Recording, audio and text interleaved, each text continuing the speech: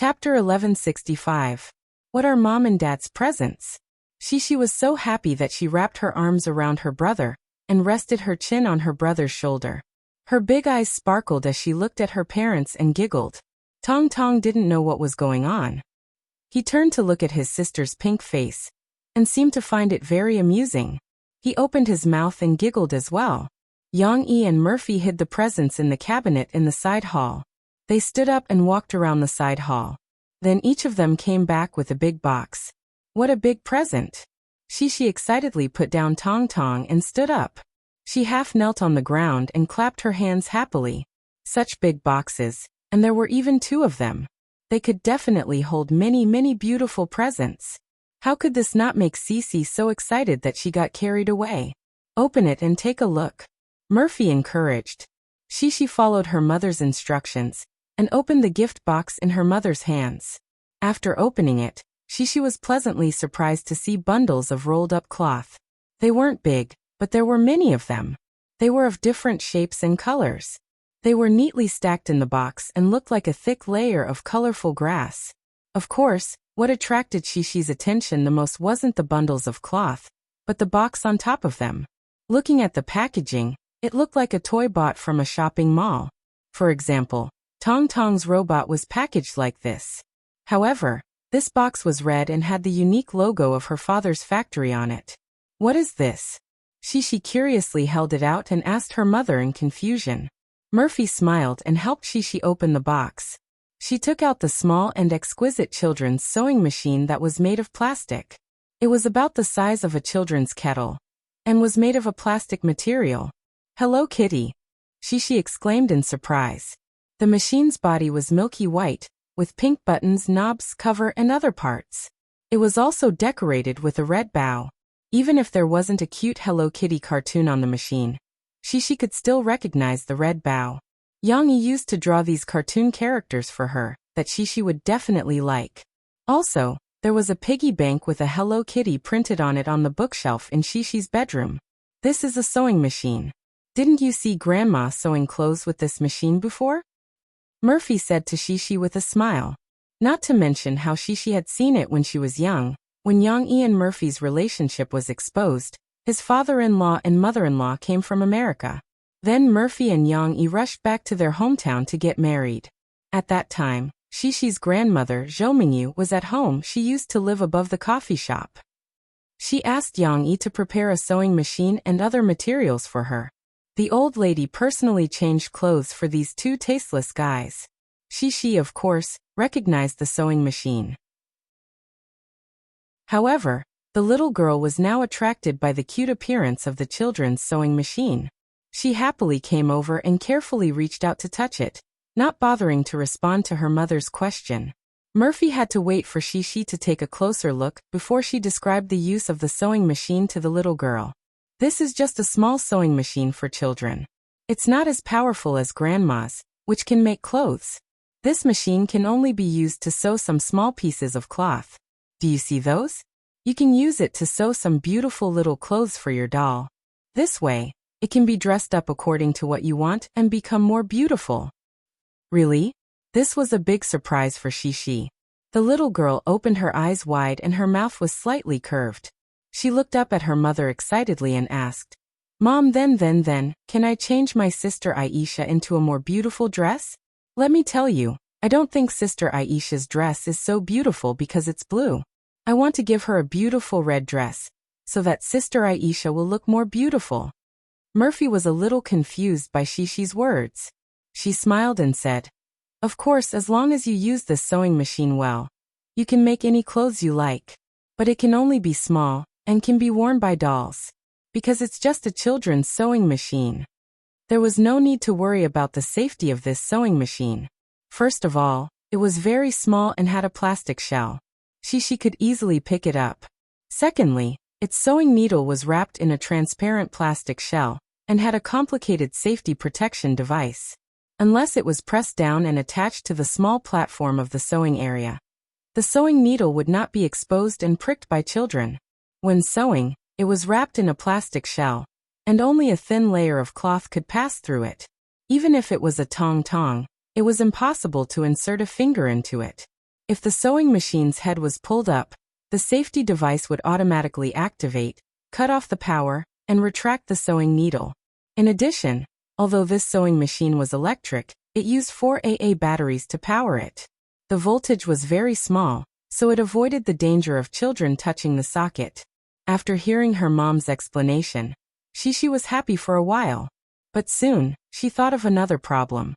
The little girl tilted her head and asked, "But Mom, what can I do if I don't know how to make clothes?" "Mom can teach you.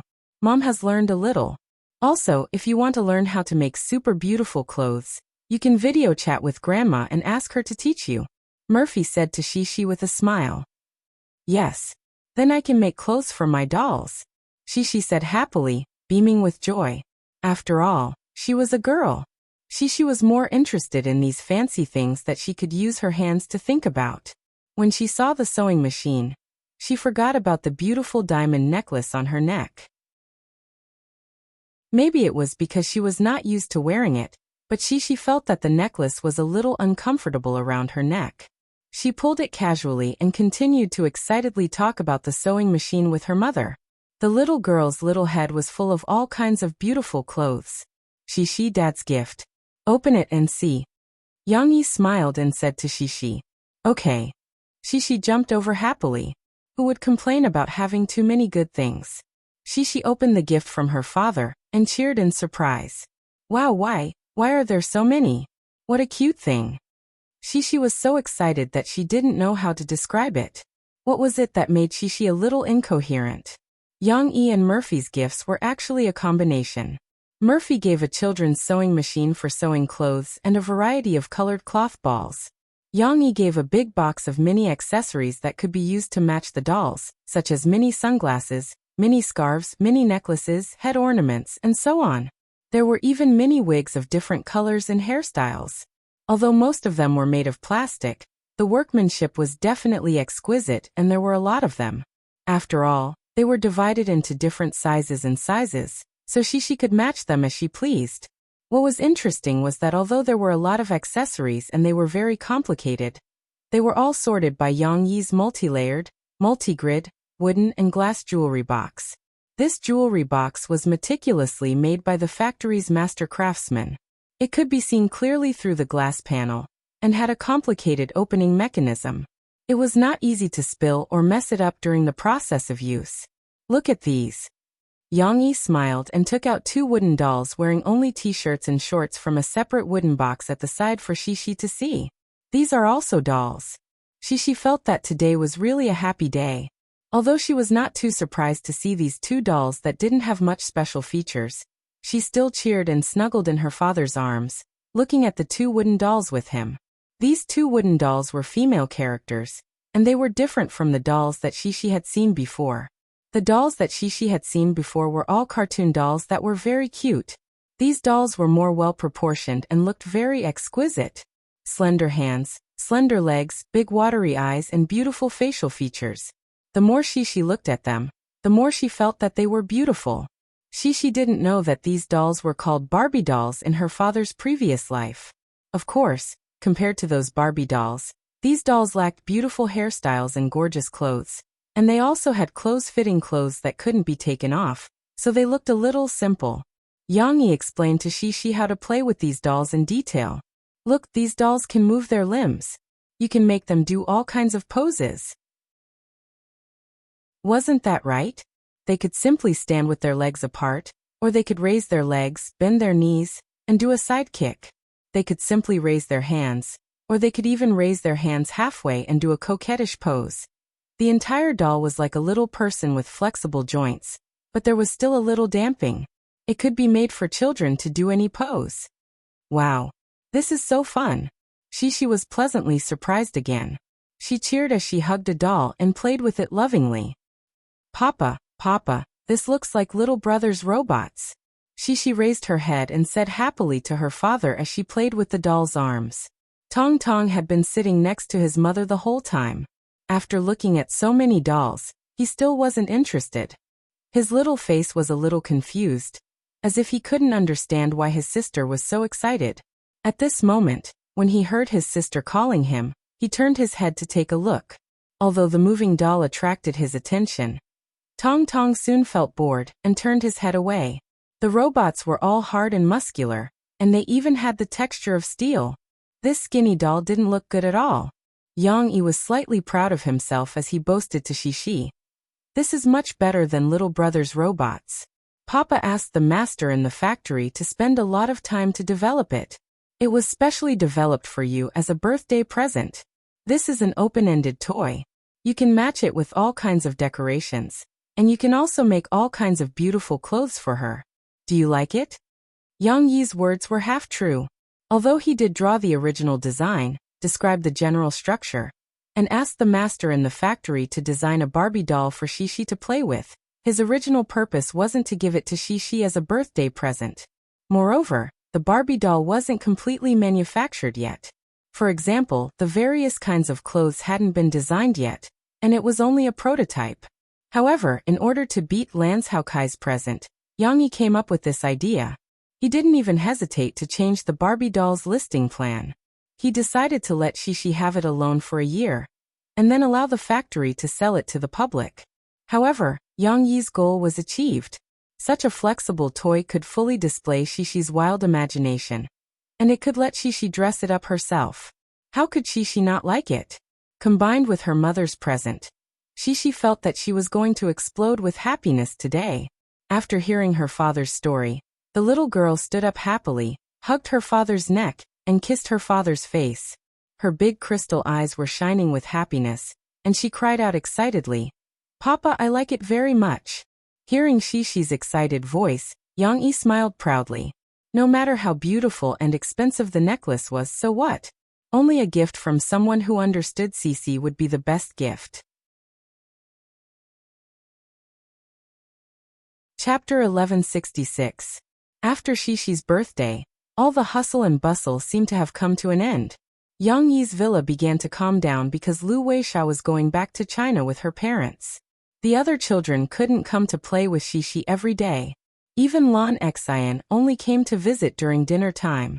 The chubby girl was sadly found out by her mother that she was lazy and didn't do her summer homework. She was locked at home for a week to do her homework. Moreover, Wu Jingjing kept a close watch on her. She set a certain number of pages of homework every day. If she couldn't do it, Lan Xian couldn't come out to play at night. However, it was worth mentioning that Shishi and Lan Xian took the initiative to ask their father that they wanted to participate in the swimming competition. This matter was finally approved by their respective fathers. Yang Yi didn't care whether Shishi could win any awards or not, but he was happy to see that Shishi was willing to bravely try some challenges that she had never experienced before. Lan Xiaokai also had the same idea as Yang Yi. The two of them discussed and asked Lan Xiaokai's secretary to come over and register the two little girls. Lan Xiaokai's secretary filled in the information and put the registration form in his briefcase. When he was about to leave, Lan Xiaokai stopped him. "Go to Director Lin and explain the situation. Ask him to help clear the venue during the days of the competition. It's best if only the parents of the children can come in to watch the competition. The other competitions don't matter. We just don't want reporters at the venue these days." Yang Yi and Lan Xiaokai had already discussed this issue. They didn't need to think to know that Shishi's participation in a social competition would definitely cause a sensation, or some reporters would scramble to report about it. Yang Yi's idea was that there was no need to pay attention to those groundless reporters. He couldn't keep Sisi in a greenhouse forever. But Lan Xiaokai had thought it through. He was the sponsor of this competition, and he was very familiar with some of the officials in the city. Getting someone to help him block the reporters from entering the swimming pool was not a big problem. The secretary hurriedly nodded. He glanced at Yang Yi and hesitated for a moment before asking Lan Xiaokai, "Boss, do you want me to ask Chief Lin to make special arrangements?" Yang Yi didn't say anything. He just looked at Lan Xiaokai. Lan Xiaokai waved his hand and said with a smile, "Don't make any arrangements. Yes, you have to tell Chief Lin about this. Say that it's the wishes of the parents. Their children are participating in the competition, just to see the world. They don't want to win any prizes. Just treat them like normal contestants." This was also something that Yang Yi and Lan Xiaokai had discussed. Yang Yi hoped that Xishi's participation in the competition wouldn't be affected by external factors. Whether it was the grouping arrangement or the competition process, there shouldn't be any malpractices. Lans Hao Kai thought so too, so he said to the secretary with a smile, since she's participating in the competition, she should compete fair and square to see what she's lacking. If she still wants to play some tricks, then she might as well not participate. I was the one who gave her the prize money, right? The secretary hurriedly nodded. But even if she signed up for the swimming competition, Lan Xian couldn't use this as an excuse to sneak over to Xishi's house to play with Xishi. She still had to bury her head in her homework. Before dinner in the evening, Wu Jingjing opened the thermostatic swimming pool at home for her to play for a while. Xishi was puzzled about this and asked Lan Xian, "But you can finish your homework quickly. I've already finished it, so I can play." Lan Xian had just complained about her mother gloomily, but now she said with a confused look, "I can't finish it. Xishi, I think I have a lot of summer homework, and it's super difficult. I can't finish it." Wasn't that right? It was rare that Lan Xian couldn't help but doze off when she was doing her homework. How could she finish it quickly? Xishi sighed regretfully and said, "Oh, that's such a pity. I can learn to sew clothes from my grandma. I can sew super beautiful clothes for my doll. Actually, this is just Xishi feeling good about herself. In fact, there's still a lot to learn. But you can't play with me." "Boo-hoo, Xishi, don't say that. I really want to play." Lan Xian couldn't help but shed bitter tears when she heard that her little friend could play freely. It was the end of July, another weekend. Guozi finally came back from Guangdong province.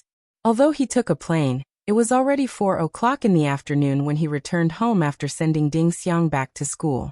Guozi hurriedly dropped his luggage and shouted, "I'm so hot and sweaty." Then he got into the bathroom to take a shower. When he came out after drying his hair, Tan Huizhen and Guozian were sitting on the sofa and watching TV. Guozi's luggage, which had been left in the living room and hadn't had time to tidy up, had been taken into his room by Tan Huizhen. "Guozian, don't you have to study in the afternoon? You're still sitting here and watching TV." Guozi sat on the armrest of the sofa and asked with a smile. "It's none of your business. Go away, move your big butt away." Guozian shouted with a look of disgust. In fact, Guozi had lost a lot of weight.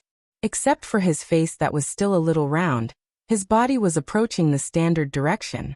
He was 1.77 meters tall and weighed more than 80 kilograms. He could only be said to be slightly fat. Obviously, in addition to Ding Xiang supervising him to exercise every day, it was also due to him running around in the countryside. When he came back just now, Tan Huizhen said with heartache that Guozi was so tan that he was almost as tanned as the current leader of the township cadres.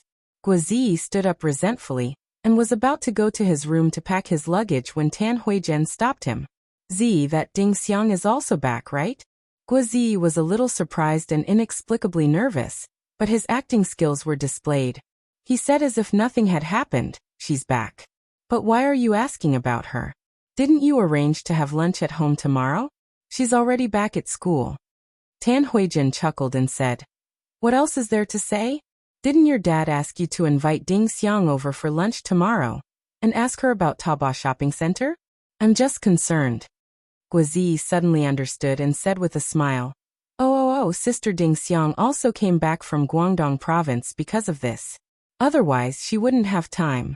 It's all because I'm familiar with her, and she respects you and Dad very much, so she specially took 2 days off and came all the way from the countryside." Guozian listened to Guozi's compliments and couldn't help but twitch the corner of her mouth. Tan Huizhen still didn't reveal any flaws. She smiled and said, "That's true. It's not easy to come back. Go back and tell her to have a good rest tonight." Guozi nodded without hesitation and said with a smile, "Got it, Mom. I'll tell her." After that, Guozi went back to his room to pack his luggage. He even stuck his head out and said, "Guozian, where's the remote control for the air conditioner in my room? Did you use it in your room again?" Guozi didn't notice that behind him, Tan Huizhen looked at his back meaningfully. Sure enough, he went back and still contacted her at night. Chapter 1167. On Sunday morning, Guozi was about to sneak out of the house, but just as he was about to change his shoes, Tan Huijin coincidentally walked out of the bedroom with a piece of clothing that she was folding. With a faint smile on her face, she casually asked, "Z, are you going out?" Guozi was startled. As he jumped to put on his shoes, he smiled. "Yes, Sister Ding Xiang is here. I'm going to pick her up. The road here is a little complicated." Tan Huijin did not say anything. She only smiled and turned to return to the bedroom. Guozi did not think too much about it. He went to the entrance of the compound and picked up Ding Xiang, who was driving over. However, they were not in a hurry to go in. Guozi jumped into the car that was parked by the roadside and slammed the door.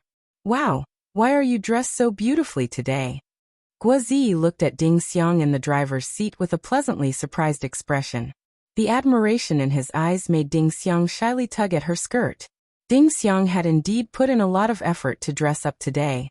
Not only did she wear a dress that she rarely wore, she even tied up her hair. Her black hair was slightly curly, giving off a refreshing feeling. "Do I really look good?" Ding Xiang pursed her lips. She was a little embarrassed as she placed her hands on her legs and asked shyly, "Huan, help me pick this out." She even helped me tie up my hair. She said that I have been tanned recently, so I have to dress up less obviously. "Yes." Guozi nodded vigorously as he looked at Ding Xiang. Although Guozi forgot to use flowery words to describe himself, the love in his eyes could not be concealed. Ding Xiang suddenly felt that it was worth it to wake up early in the morning and let Yang Huan take her to try on clothes. Ding Xiang looked really good today. It wasn't that Guozi believed that beauty was in the eye of the beholder. Ding Xiang's tan skin looked healthy and natural in the yellow dress. Ding Xiang's dress was neither old-fashioned nor ostentatious. It was a simple and elegant style that was somewhere between fashionable and conservative. It gave people the feeling that she was a lady from a wealthy family. Coupled with Ding Xiang's already pretty face and her slightly permed hair that appeared even more exquisite, if Ding Xiang were to walk on the streets like this, there would definitely be a lot of people turning their heads. "But won't it be too obvious if I wear it like this?" When Ding Xiang was happy, she would still maintain a trace of calmness. Soon she asked worriedly, "What if Auntie suspects?" "No way. Why would my mother suspect anything? Your status is different now. You can even chat with my dad on an equal footing. Isn't it normal to dress well?" Guozi joked. "What equal footing? Don't spout nonsense. Uncle asked me because he cares about the farmers in the countryside of Jiangcheng," Ding Xiang said angrily. The two of them chatted flirtatiously in the car for a while and exchanged statements before Ding Xiang drove in. She didn't need a pass because Guozi was sitting in the car. "Ding Xiang, you're here?" Tan Huijin's attitude was neither cold nor warm, but she still maintained a smile to welcome Ding Xiang. Then she turned her head and shouted, "Yin, come out. Wash the grapes and eat with Ding Xiang." "Auntie, I'll do it. I'll do it. Don't trouble Xian. Her studies are more important. Are the grapes in the fridge?" Ding Xiang quickly put down her bag and took the initiative to open the fridge. She didn't care that she was wearing a dress. She gently moved her right foot back, squatted down and took out a bag of grapes. "Let me do it. You're a guest. How can I let you do this?" Guozi quickly said. "No, you don't know how to do it," Ding Xiang whispered. "How can I not know how to wash grapes? You're wearing a dress today. Let me do it." Guozi laughed. "Auntie said that you don't do housework at home. Do you know where the fruit platter is?" Ding Xiang said angrily. "Isn't it in the disinfecting cupboard?" Guozi scratched his head and asked awkwardly. "Of course not. Auntie put it on the shelf above. It can be drained at ordinary times. Why does the fruit platter need to be disinfected every day?" Ding Xiang laughed and said, "Well, let me do it. This has nothing to do with wearing a dress. How can you not do housework when you're wearing a dress? Didn't I think it's inconvenient for you?" Guozi followed her into the kitchen and was still nagging. At this time, Guozian reluctantly came out of the bedroom. However, she was surprised.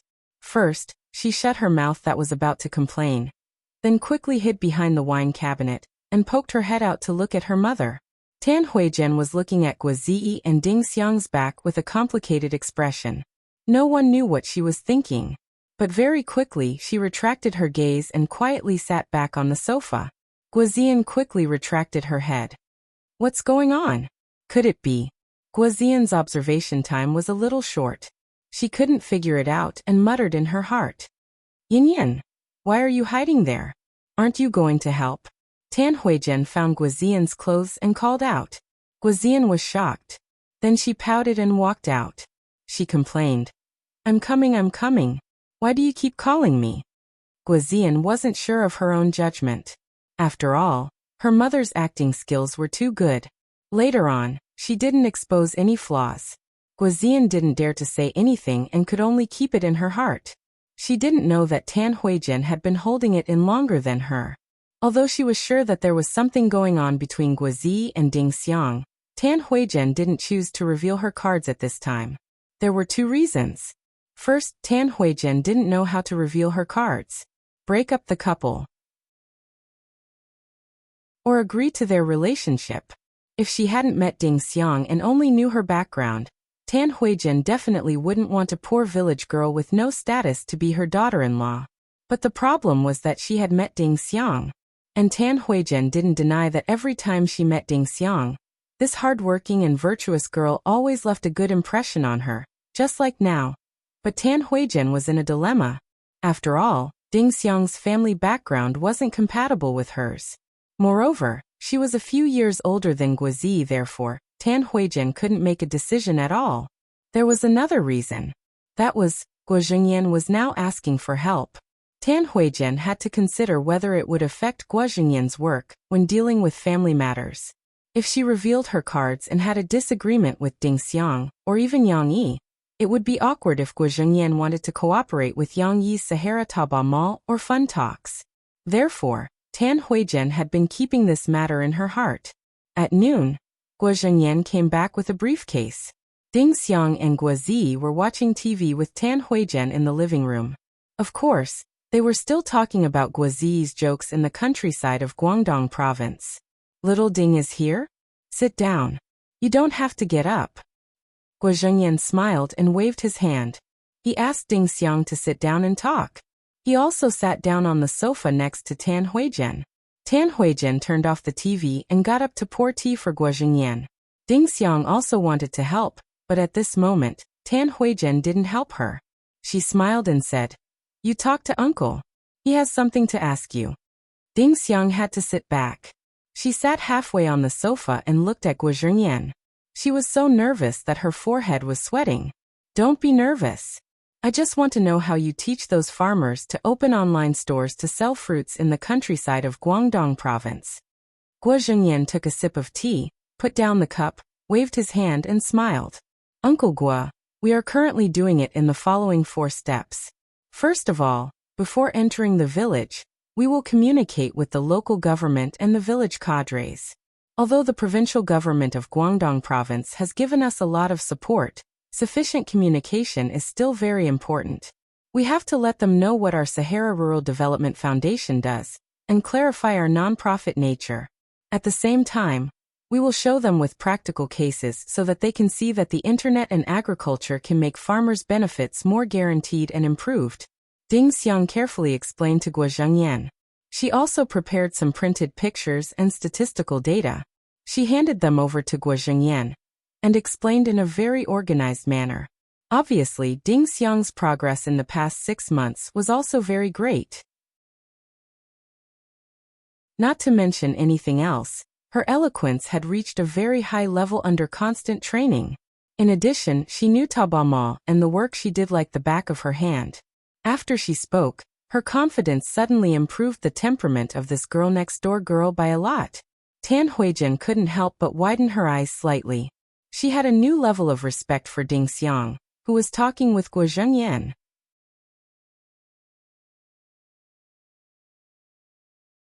Chapter 1168. Ding Xiang had lunch and was about to go back. Guozi also followed her out. He said that Yang Yi had something to talk to him about in the coffee shop in the afternoon, so he took Ding Xiang's car back to school. Tan Huijian didn't say anything. Before lunch, Guozi accompanied Ding Xiang to talk to her father. Most of the time, They talked about the significance of Taobao Mall to farmers and self-employed people. However, when it came to Guozi's hope that Ding Xiang and the volunteer team she was in charge of to create a set of publicity and training programs for farmers in Jiang City, Guozi actually sided with outsiders and fought for benefits for Ding Xiang. For example, the Jiang City government's human and material support, taking the initiative to help more people join the volunteer team in Jiang City's universities, and so on. Tan Huizhen saw Guozi's favoritism.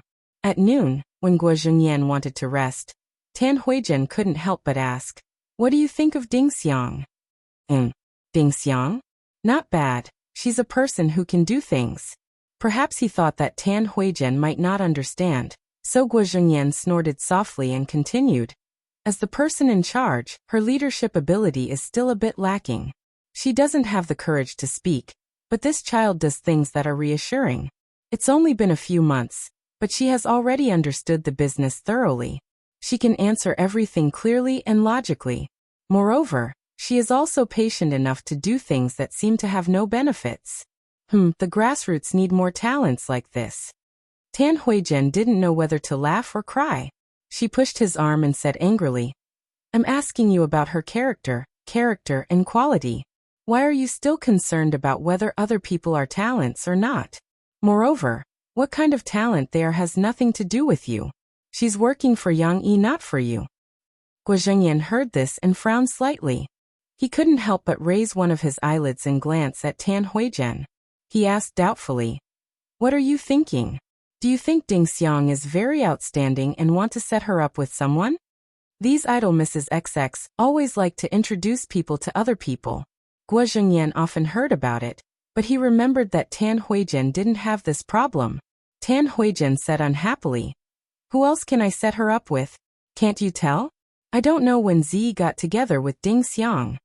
Guo Zhengyan was no longer sleepy. He sat up in surprise. What? What else? You only care about asking about Taobao. Where did your judgment go when you worked for the Discipline Inspection Commission? Tan Huizhen took out her phone and said angrily, "Look, this is what Sister Ke showed me. She said that they went to watch a movie and were filmed." Guo Zhengyan took the glasses from the bedside table, put them on, and looked at the phone carefully. "It's been a long time. I was afraid of delaying your work, so I didn't say anything." Now that Tan Huizhen finally said it out loud, she felt much better, but she still said worriedly, "I don't know how to deal with this matter. In fact, I like Ding Xiang very much, and I'm quite willing to introduce her to others, but now it's Zi. I think she's a little older than Zi, and you know the situation in the family." Guo Zhengyan pondered in silence, while Tan Huizhen rambled on about some of her worries. But Tan Huizhen was unhappy after a while. She said angrily, "Why am I the one talking? Tell me what you think." At this time, Guo Zhengyan handed the phone back to Tan Huizhen and shook his head gently. "What do you mean?" Tan Huizhen asked, puzzled. "You don't agree?" Guo Zhengyan said slowly. "It's not that I don't agree, but I think you don't have to interfere." "What do you mean?" Guo Zhengyan thought for a while and said, "Let's talk about Ding Xiang first. After a few contacts, I can see that she's a steady person. In terms of personality, she complements Zi. Zi's personality is a little floaty, like a kite. He needs someone to pull him at all times so that he won't go astray." "That's true. Ding Xiang also knows how to take care of people. She can cook well, and she's also very sensible and proactive. She's not as pretentious as other girls. You don't know, but the son of old Wang from the Housing and Urban Rural Bureau married a rich girl. She doesn't do anything at home. It's good that she has a nanny, but her mother-in-law asked her to help carry things and said that she was mistreating her. She's always making trouble at home," Tan Huizhen said with a smile. Guo Zhengyan was helpless. He could only wait for her to finish talking about the family's problems before continuing his analysis. "I can't say which kind of daughter-in-law is good now. There are also people who live in harmony with each other. But according to what you said, Ding Xiang does have Ding Xiang's advantages and disadvantages. One is that she's a little older, and the other is the problem of family composition." Tan Huizhen's face became gloomy again, and she nodded lightly. In fact, Guo Zhengyan was just repeating what Tan Huizhen had said. Guo Zhengyan, who came from the front line of discipline inspection, was especially disgusted with those corrupt officials and the nepotism of big families. Naturally, he wouldn't care too much about family background. Guo Zhengyan continued. But now I'm going to talk about the second reason why I don't recommend you to interfere.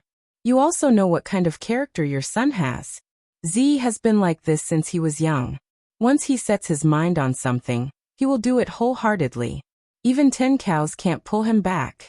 Just like how you don't want him to be an actor, he secretly went to take the art exam.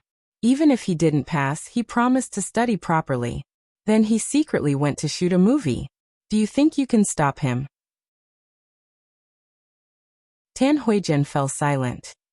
Young people have their own ideas. The more you interfere, the more rebellious he will be. It's like that when it comes to filming a movie, and it's also like that when it comes to marriage. If you stop him from dating Ding Xiang, do you think he will listen to you obediently? Guo Zhengyan asked. In fact, a few years ago, Guo Zhengyan wouldn't have said such a thing. He was furious that Guo Ziyi didn't listen to him, and went to the entertainment industry by himself. It was also because Guo Ziyi had made some achievements, especially because the variety show The Limit Challenge, which was full of positive energy, was now well known. Some leaders in the city and province knew that Guo Ziyi was Guo Zhengyan's son, and they often praised Guo Ziyi in front of Guo Zhengyan. That was why Guo Zhengyan, who was proud of himself, gradually changed his view of Guo Ziyi's improper work. In addition, Guo Ziyi was now doing some public service work, and had made achievements that Guo Zhengyan recognized. That was why Guo Zhengyan finally stopped giving Guo Ziyi attitude. As for Ding Xiang, Guo Zhengyan still admired such a down-to-earth person. To a certain extent, Guo Zhengyan felt that Ding Xiang was better than Guo Ziyi. He even felt a little regretful. Why was Ding Xiang not his own child? He could have used Guo Ziyi to exchange for her. Therefore, his analysis now was also slightly biased. This was something he himself did not notice. You mean I don't have to interfere? Just let them date? Tan Huijian asked in surprise. Instead of rushing for results, it's better to wait and see, Guo Zhengyan said gently. If they date for a while and find that they are not suitable, they will break up on their own. Then, our interference won't hurt their relationship. But what if they feel that they are suitable? Tan Huijian frowned slightly. If they can love each other and make each other better, just like how you gave up your family's business and accompanied me to the capital, taking care of me and silently supporting me, then what's the point of them being together? Ding Xiang may not have a good family background, but didn't I also walk step by step from a poor boy?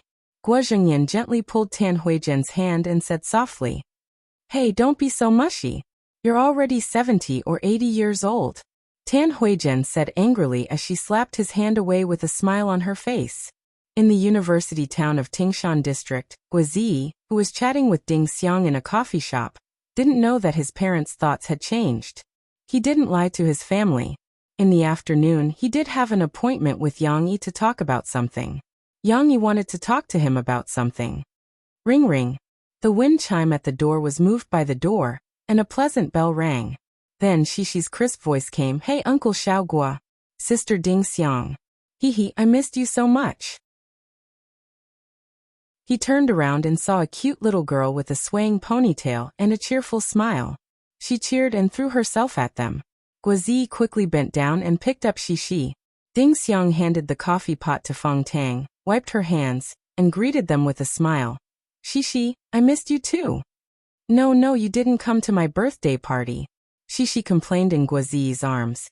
Xanair was also very angry, because she missed Sister Ding Xiang's cake so much.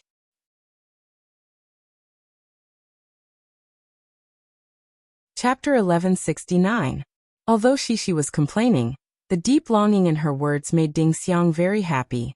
She reached out to shake Shishi's hand and said with a gentle smile, How about I make a cake for you now? In a while, you can bring it home to eat and give some to Xanair. Shishi was no longer the little girl she used to be. Guo Ziyi was not as strong as Yang Yi. After hugging her for a while, he could not hold on any longer. He quickly put Shishi down and secretly shook his sore arms behind him.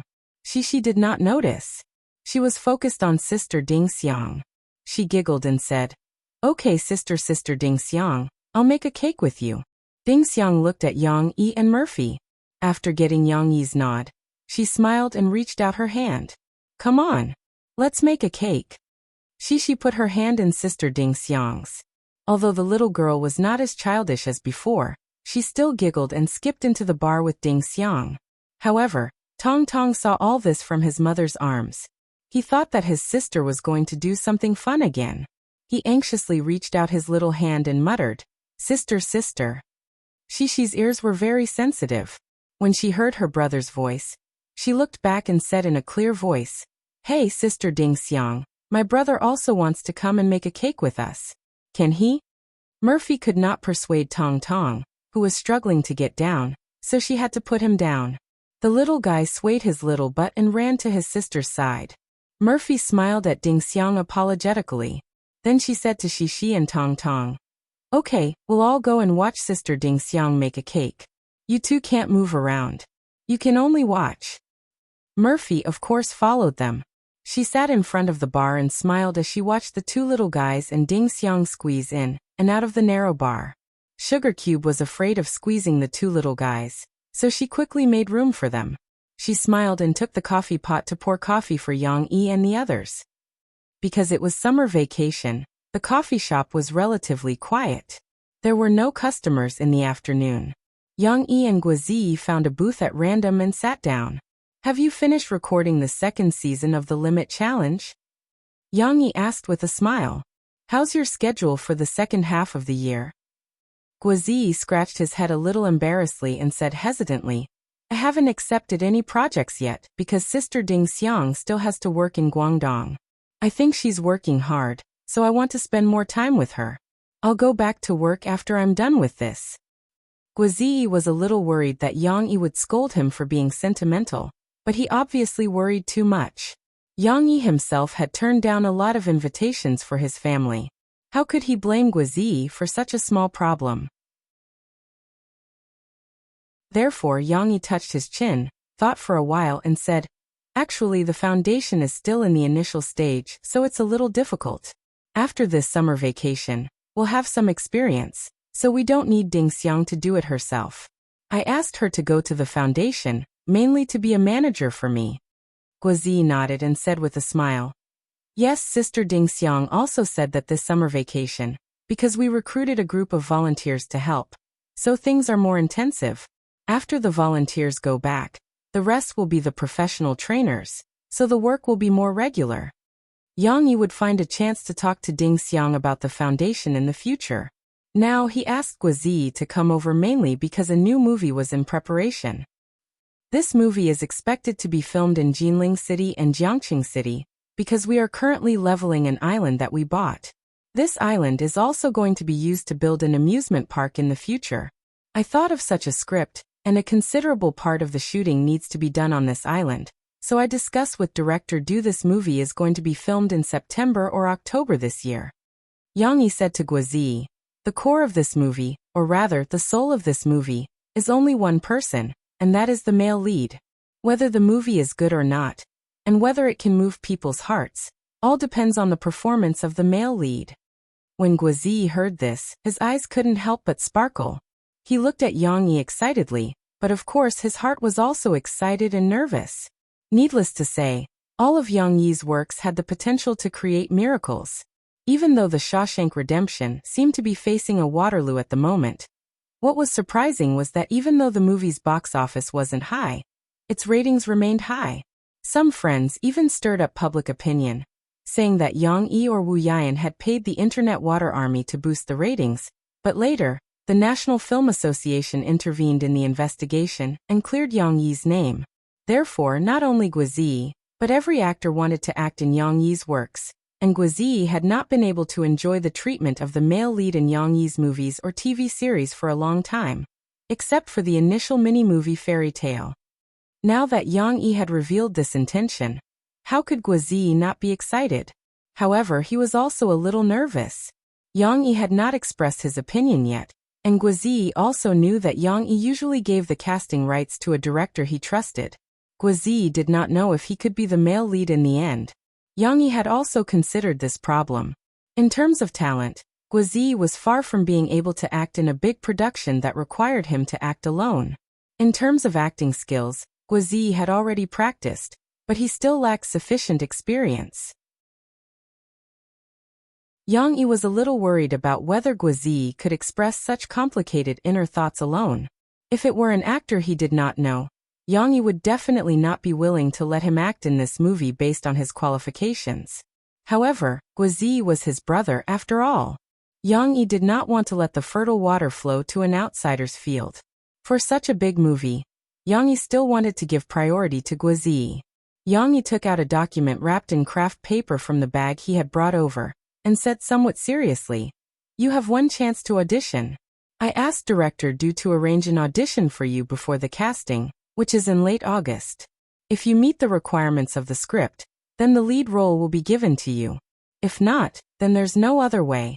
Yang Yi did not say it clearly, but obviously, he still gave Guozi a lot of convenience because Guozi could see the complete script now. He still had a month to figure out the script and practice.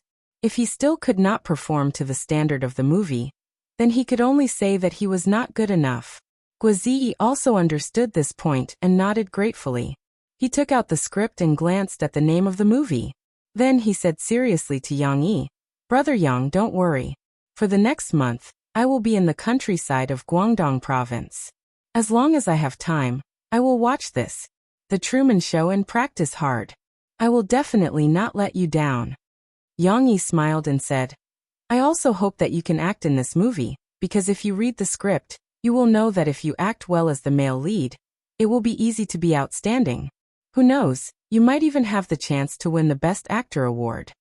At the bar, the atmosphere was not so oppressive. Xi and Tong Tong looked around curiously as they watched Sister Ding Xiang make cakes. Tong Tong was too short, so he was arranged to sit on a bar chair that had been moved in. His two small hands grabbed the edge of the table, and he looked very serious. At this time, Xi was stirring the egg mixture with a whisk.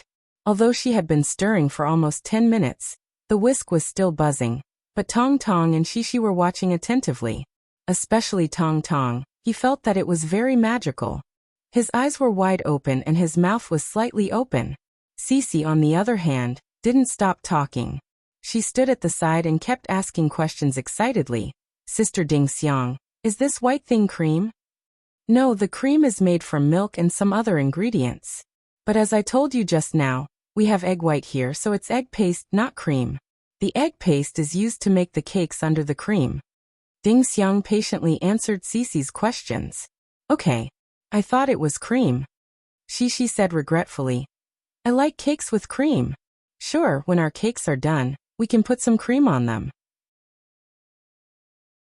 Ding Xiang said with a smile as she turned off the egg beater, pulled out the plug, cleaned it, and hung it on a high shelf. "Hey, I have to hang this up. I can't let you touch it because it's a little dangerous." At this time, Tong Tong lowered his head and looked at the big basin in front of him that Sister Ding Xiang had just put down. It was filled with freshly stirred egg white cream. It looks delicious.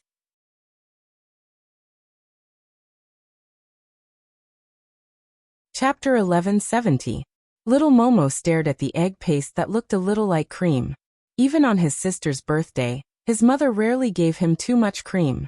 The cream on the cake that was placed in front of the little guy was usually scraped with a layer of cream. Therefore, when the little guy looked at the egg paste, he thought of delicious cream and licked his lips greedily.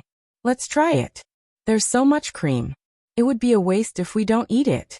Tong Tong reached his right hand into the bowl and stirred the egg paste. Then he withdrew his hand and looked expectantly, ready to lick his fingers. At the bar counter, Xi stood across from Sister Ding Xiang with Tong Tong between them. She rested her elbows on the counter and asked Sister Ding Xiang all sorts of questions excitedly. Although she did not need to learn how to make a cake, Xi was curious. Why did Sister Ding Xiang separate the eggs? Why was the yolk different from the egg white? Why did she put in the white flour? The little girl had so many questions that she was about to ask 100,000 questions again. However, at this moment, Tong Tong's little hand that was covered in cream brushed past Xi face. The little girl was stunned. She looked down and saw her brother's hand moving towards his mouth. "Aya, brother, you can't eat this." Cece reacted quickly. She cried out in surprise as she reached out to pull little Momo's little hand. This is still raw. Sister Ding Xiang said that you can only eat it after it's baked. Tong Tong was only 1 centimeter away from the cream. He stuck out his little tongue, but even if he moved his head closer, he could not lick it because his sister had already pulled his little hand away. Woo-woo. Tong Tong became anxious. Mommy's sister is right. You can't eat this. Murphy quickly took a tissue and leaned over to wipe Tong Tong's fingers clean. Ding Xiang also moved the bowl away and smiled. Don't be so anxious. Wait a while after the cake is done. I can give it to you. Yes. She nodded in agreement. She giggled and reached out to rub Tong Tong's head. However, how could Tong Tong be willing to let the duck that was already in his mouth fly away? The little guy wriggled unhappily on the chair, whimpering as he complained. His little finger pointed at the stainless steel basin. His little mouth puckered, and tears welled up in his eyes. Who knew how wronged he was? Just a little more, and the little guy was about to cry. Mommy, don't be anxious. Wait for a while, okay? Ding Xiang said in a panic. She had never taken care of such a small child, and did not know how to coax him. She felt a little helpless. Murphy was ready to carry Tong Tong out and coax him. She didn't want his willfulness to disturb Ding Xiang when she was making the cake. She turned her head, her beautiful big eyes sweeping across the bar. Suddenly, she happily pulled Tong Tong's arm and said in a cheerful voice, "Hee, it's okay. Little brother, don't cry. I know a good thing to eat." Tong Tong's sad mood was brewing, and he was about to cry. However, he was unexpectedly pulled by his sister, and his mood was interrupted. What good thing? Why is my sister talking so happily? Why isn't my sister comforting me like my mother and that beautiful big sister? Tong Tong was still puckered his little mouth. With tears in his eyes, he stared blankly at his enthusiastic sister. His little head was a little confused, and he foolishly looked at his sister who was picking up a small candy jar for customers. This is also candy. She opened the candy jar, reached in with her little finger, and picked up a few grains of white granulated sugar. She put them in her mouth and excitedly tasted them. Then she smiled and reported to her little brother, "Yes, it's candy. It's sweet." Tong Tong blinked his eyes. His little mouth was no longer puckered. Unknowingly, it opened slightly, revealing his rosy little lips. He looked at his sister in a daze. "You should try it too." She giggled. She didn't mind that her fingers were stained with her saliva. She picked up some more white granulated sugar from the candy jar, pulled Tong Tong's little hand, and rubbed it on his palm. "Yes, there's still some on my fingers," she mumbled to herself after she withdrew her hand, looked at her fingers and licked them decisively. Tong Tong followed suit. He poked the sparkling white granulated sugar on his palm with his finger, and licked it himself. He seemed to find it delicious. Instantly, the cloudy expression on the little guy's face turned cheerful. His big eyes beamed with joy. He. Tong Tong waved his 2 little hands happily and lost himself in his sister's embrace. Murphy and Ding Xiang, who was stirring the egg yolk and flour with a spatula, looked at each other helplessly and smiled. Ding Xiang let Shishi take Tong Tong to eat the white granulated sugar a few times before she reminded him. "You can't eat too much sugar. If you eat too much sugar, your teeth will fall out again." It was only then that Shishi realized what she was doing and quickly put the jar of white granulated sugar back. Tong Tong stretched out his hand to take more, but Shishi proactively pressed down Tong Tong's little hand. She pointed at the hole left behind by her missing front tooth and explained to her little brother, "Little brother, you can't eat sugar anymore. Mom said that if you eat too much sugar, your teeth will fall out. If your teeth fall out, you'll be like big sister. You won't look good anymore." Now that Tong Tong had tasted some sweetness, he was not as anxious as before. Therefore, although his sister did not give him any sugar, the little guy did not cry. However, Shishi's black tooth hole was still obvious. Tong Tong giggled, shrunk his little head, and reached out his hand to cover his sister's mouth. "No. Big sister, I don't understand what you mean, but don't use it to scare me." She probably felt that her little brother had misunderstood something, so she anxiously explained, "Little brother, it's not like that. Let me tell you, big sister didn't lose her teeth because she ate sugar. Daddy said that I'm going to grow new teeth. Here, here, here, here, a tooth that fell out will grow new teeth, and then it will become prettier. That is, when you grow up, you'll grow new teeth too. Tong Tong was stunned by his sister's words. He did not understand, but his sister kept talking, and Tong Tong did not have a chance to interrupt, so he could only stay there in a daze. Okay, big sister, you can say whatever you want. Okay, big sister, Sister Ding Xiang will make the cake. Little brother, let mom take care of him. Murphy smiled and reached out to carry Tong Tong out. Shishi looked at Tong Tong, still wanting to continue, and said regretfully, okay. However, Sister Ding Xiang's cake was still very interesting, so Shishi went up to her excitedly. After a while, the little girl helped Sister Ding Xiang arrange the beautiful paper cups, and then she excitedly watched as Sister Ding Xiang poured the batter into the paper cups. However, when she saw that Sister Ding Xiang only poured 70% to 80% of the batter into each paper cup, she blinked her eyes in confusion. That's not right. That's not right. How uncomfortable it looks. Thus, the little girl tilted her head and watched for a while, and could not help but cry out, "Hey, it's not enough. You only poured a little, but Sister Ding Xiang, you still want to pour more. Is it because you haven't done enough?" Ding Xiang smiled and shook her head. No, it's because this cupcake will expand by itself after we bake it, so we can't fill it to the brim. We have to leave some space for it to expand, and then it will look very good.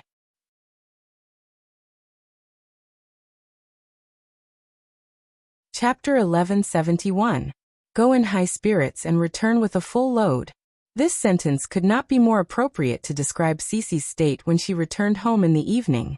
Moreover, not only did she and little mommy come back with the cake made by Sister Ding Xiang in a small box in their hands, the siblings' little bellies were also fully loaded. When they passed by Lan Xian's villa, Yang Yi recalled how Lan Xian had braved the scorching sun to deliver a big bag of water chestnuts when she had just returned from her hometown. He stopped the car and turned around to smile at Shishi. Shishi, do you want to deliver the cake to Xian first? Cece came to her senses and a joyful smile blossomed on her little face. She replied in a clear and melodious voice, okay, I want to give it to Xian. She'll definitely like it. Yang Yi parked the car and opened the door to get out. He waved at Shishi, who jumped out of the car, and prepared to bring her in. Murphy rolled down the car window and asked with a smile, I don't have to get out, right?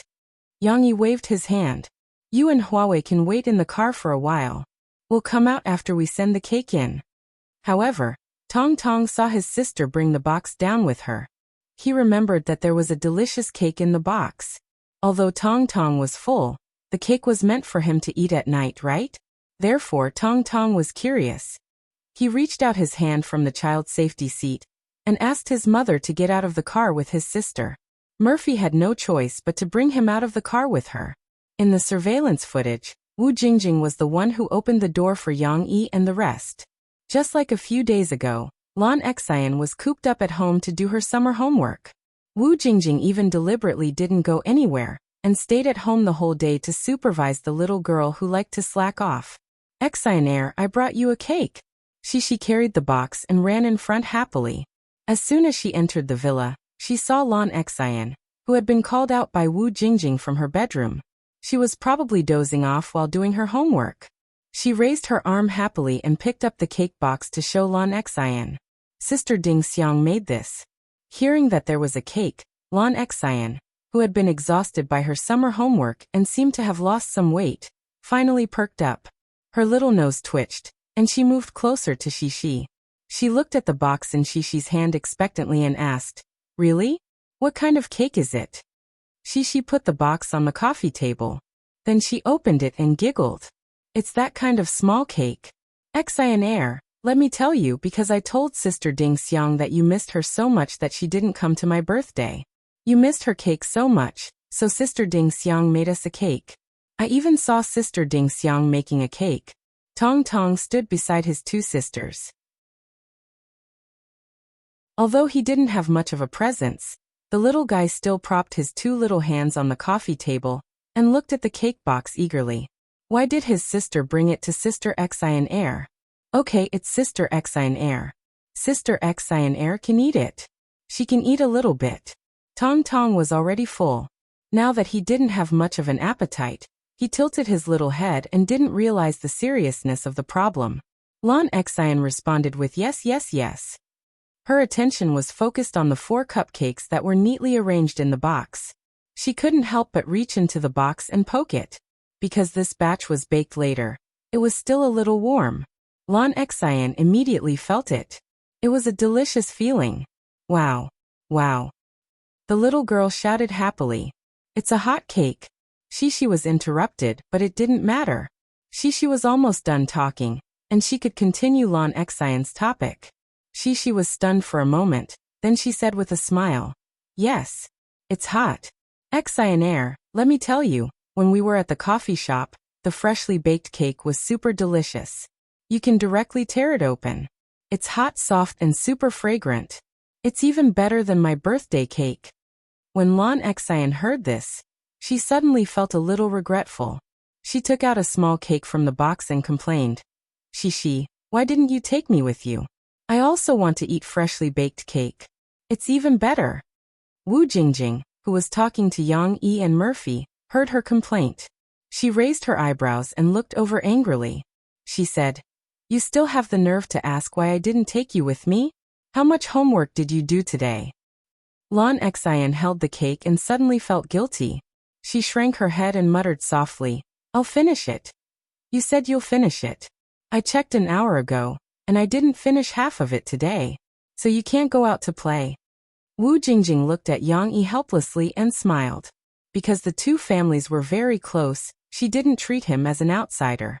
She lectured him sternly as usual. After you finish this cake, go back and continue doing your homework. You can eat it when you finish it. In other words, she wouldn't be able to eat the next 3 cakes?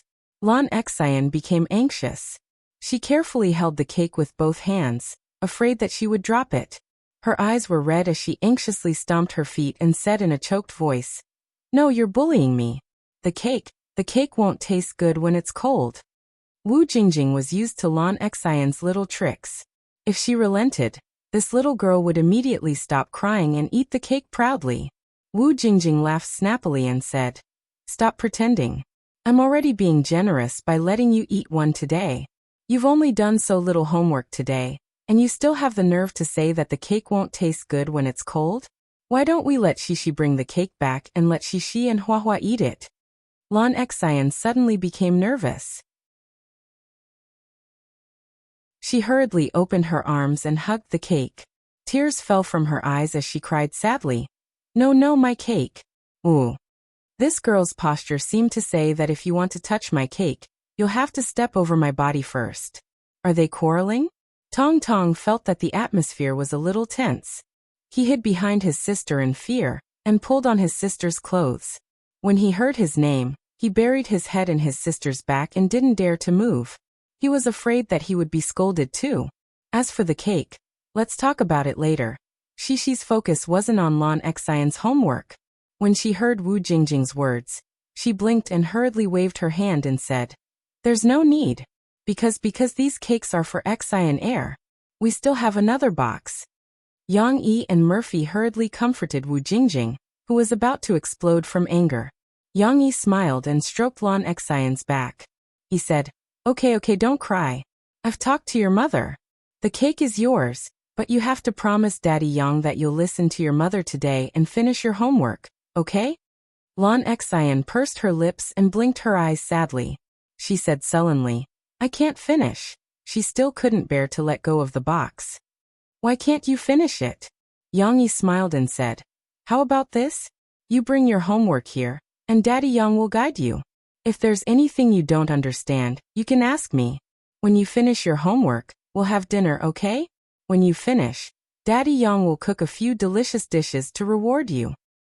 Yang Yi wasn't worried because everyone had eaten a lot of cake and wasn't very hungry. Dinner could be delayed a little. Lan Xine seemed to be a little more energetic after hearing this. She raised her teary eyes and pouted her small mouth as she asked, Really? Really? Cece giggled and jumped up and down as she shouted, Xine, summer homework is really easy to do, really. Well, Xian Air, you see even Shishi is encouraging you. You should work harder. Let's see if this big tiger is really that scary, okay? Yang Yi said with a smile. Lan Xian recovered a little. She nodded gently, then pouted her small mouth and put forward a small condition.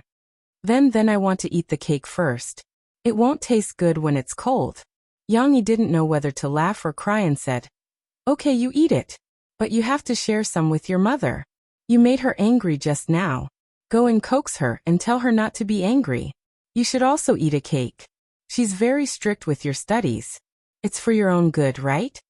She could eat cake, and there would be delicious food to look forward to tonight. Under such circumstances, Lan Xian's little temper had disappeared. When she wasn't angry with her mother, Lan Xian was very sensible.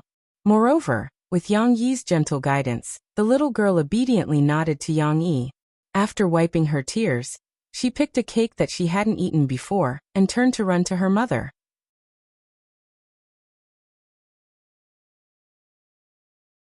Chapter 1172. Xian Air, do you want me to teach you how to solve this question? You've been looking at it for a long time. The sun set rather late in the summer.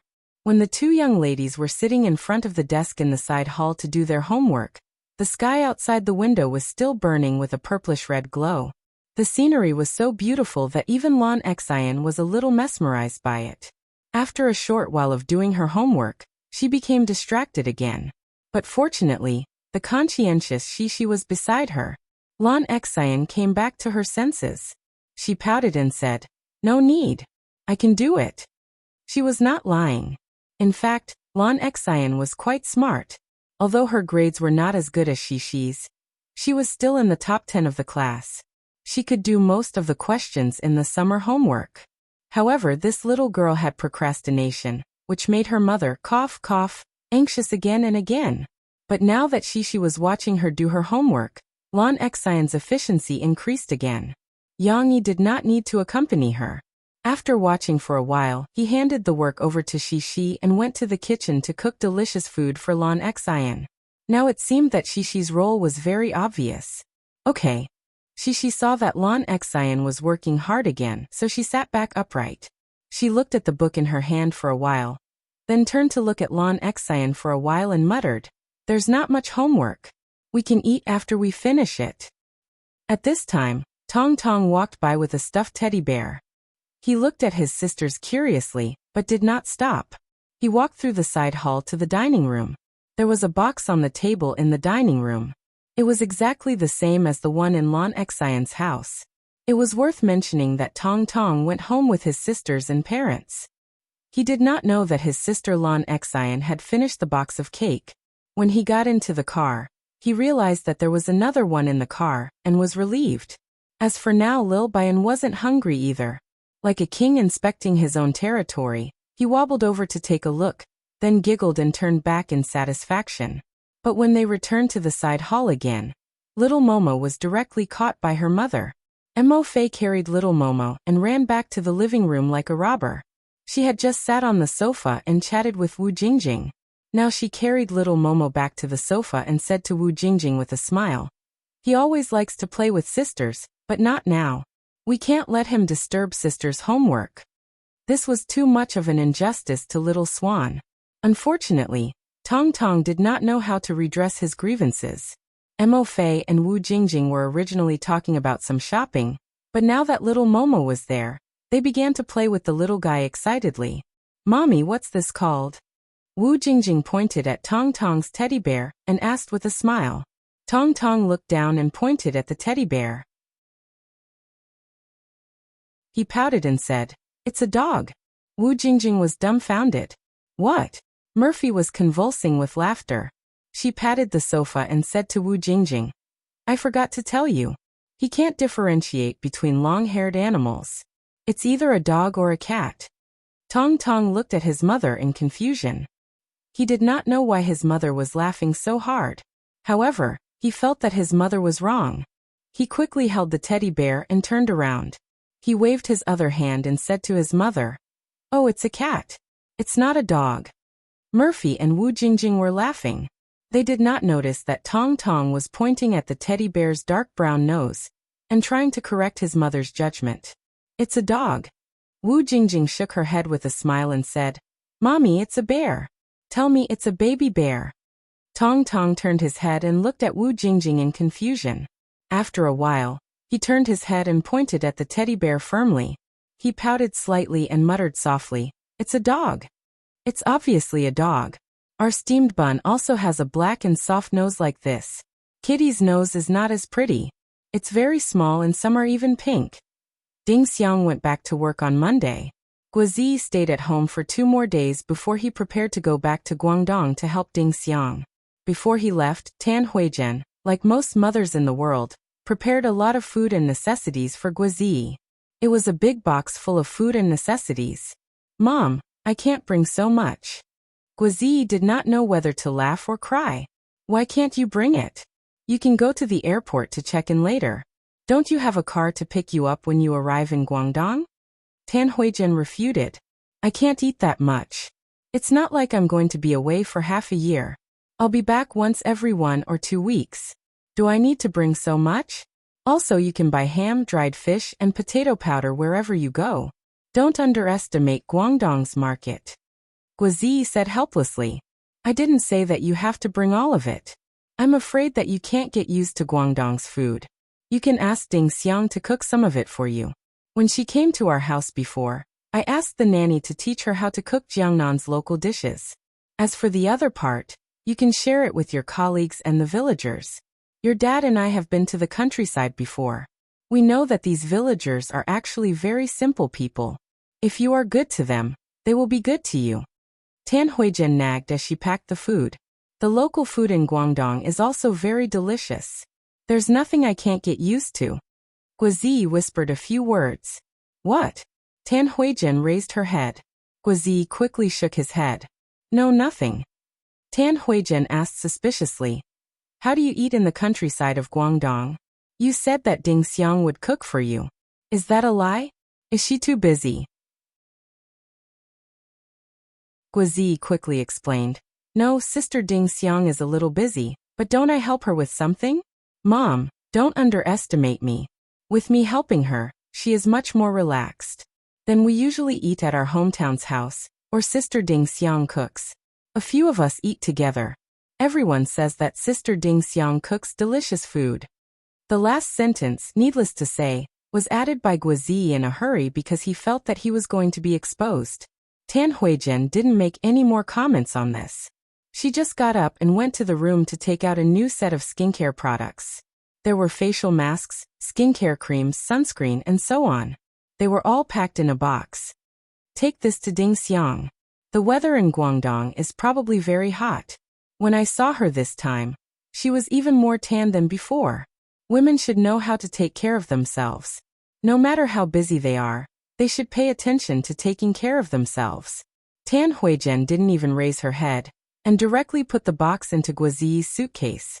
Guozi wasn't stupid. At this time, he also felt that something was wrong. His hair stood on end, and his heart was in a mess. He didn't know what to do. But Tan Huizhen didn't say anything, and he didn't dare to ask. After all, if he asked directly, it would be self-destructing. Guozi could only be nervous, and his mouth was dry. He could only answer carefully, mm. But until Guozi got on the plane, he couldn't find any clues on his mother's face. What is going on? Why did she suddenly send skincare products to Sister Ding Xiang? Sitting on the plane, Guozi couldn't even read the script in his hand. He frowned and thought about it himself. Could it be that something had really gone wrong? Was that why Sister Ding Xiang had been called back? But Guozi felt that it shouldn't be, because when Ding Xiang came to the house, Guo Zhengyan acted very normal, and it didn't seem like he was communicating with his son and his son's girlfriend.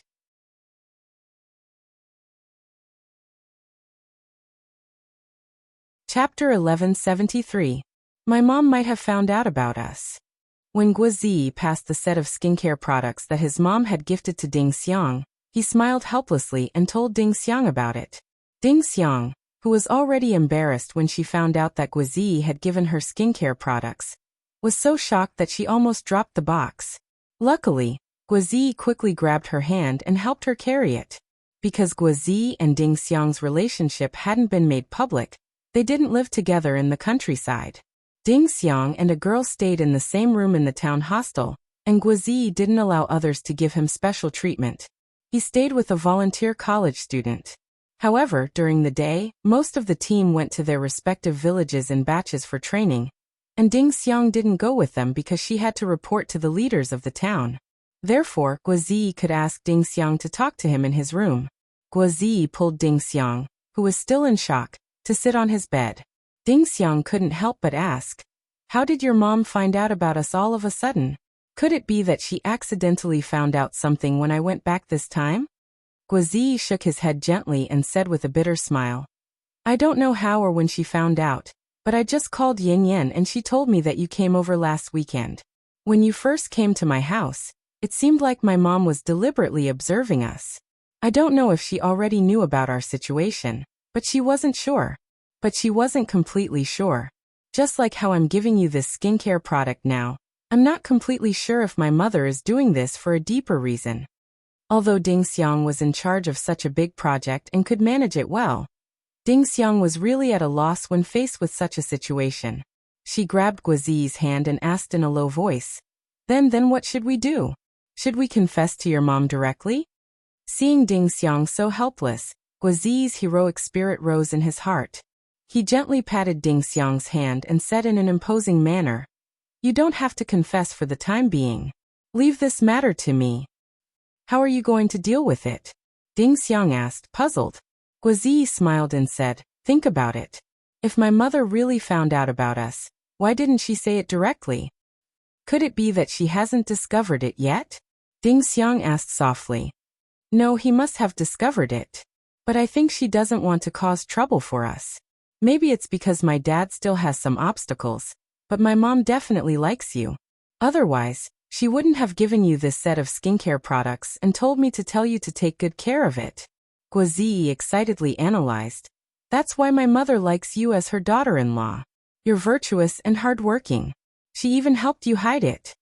Guozi didn't know that there was a subtle misunderstanding in his judgment. But Guozi now felt that he should take out the responsibility that a man should have. So he boldly said to Ding Xiang, "Let's maintain this tacit understanding with my mom for now. Wait for me for a while. I must act well in the new movie that Brother Yang gave me. I think this movie is very challenging, and I want to act it well. Brother Yang also said that if I act well, I might even become the best actor. At that time, even my dad will have a whole new level of respect for me. Then, I can openly bring you home and say that you're my wife." Although she was long past the age of believing in fairy tales, Ding Xiang's heart was still swayed by Guozi's bold words. She looked at Guozi with some admiration. After a while, she blushed and pursed her lips, saying softly, "Then every night, I'll accompany you to the grain sunning field to read the script and practice with you." Ignoring Guozi and Ding Xiang for the time being, it was already August. Lan Xian, who had finished her summer homework, didn't have time to practice diligently. She had to go to the swimming competition with Xi. Early in the morning, everyone was packing up and getting ready to leave. Tong Tong saw his mother fold his sister's swimsuit and put it into the bag. He blinked and hurriedly ran out. Coincidentally, Yang Yi also came upstairs and met the little guy in the corridor. "Papa, Papa."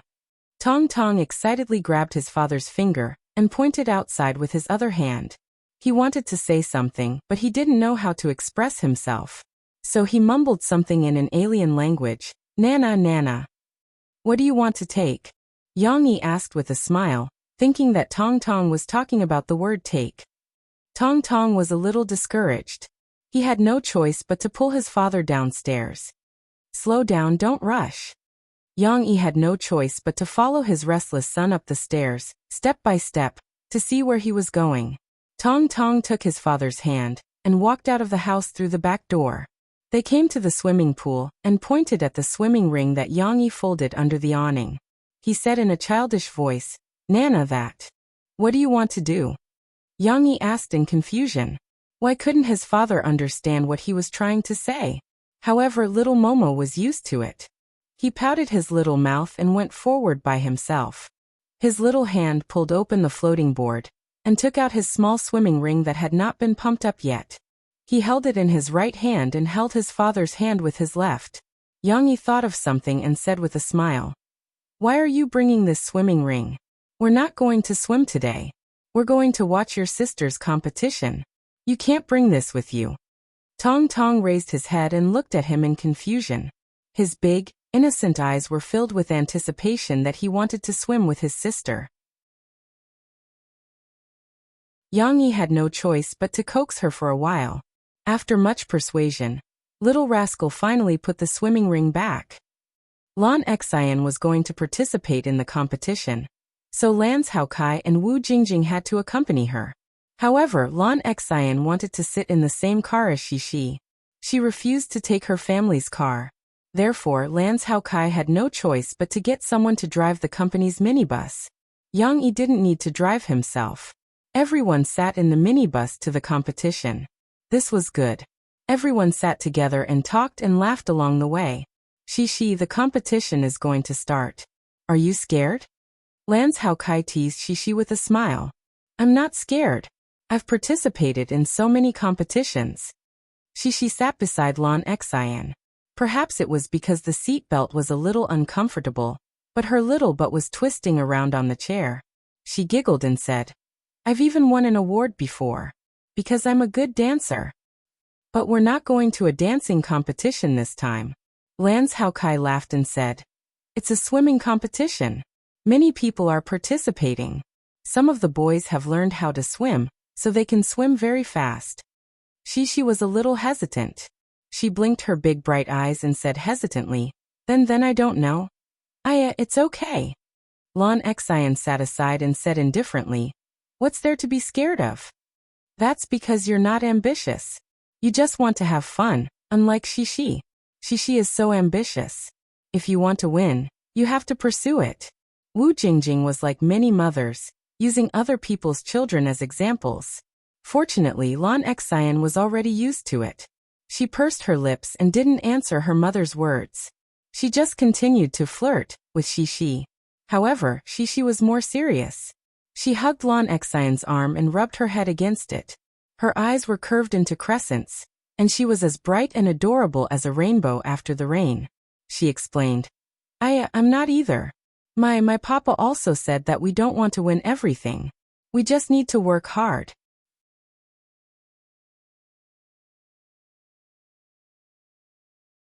Chapter 1174.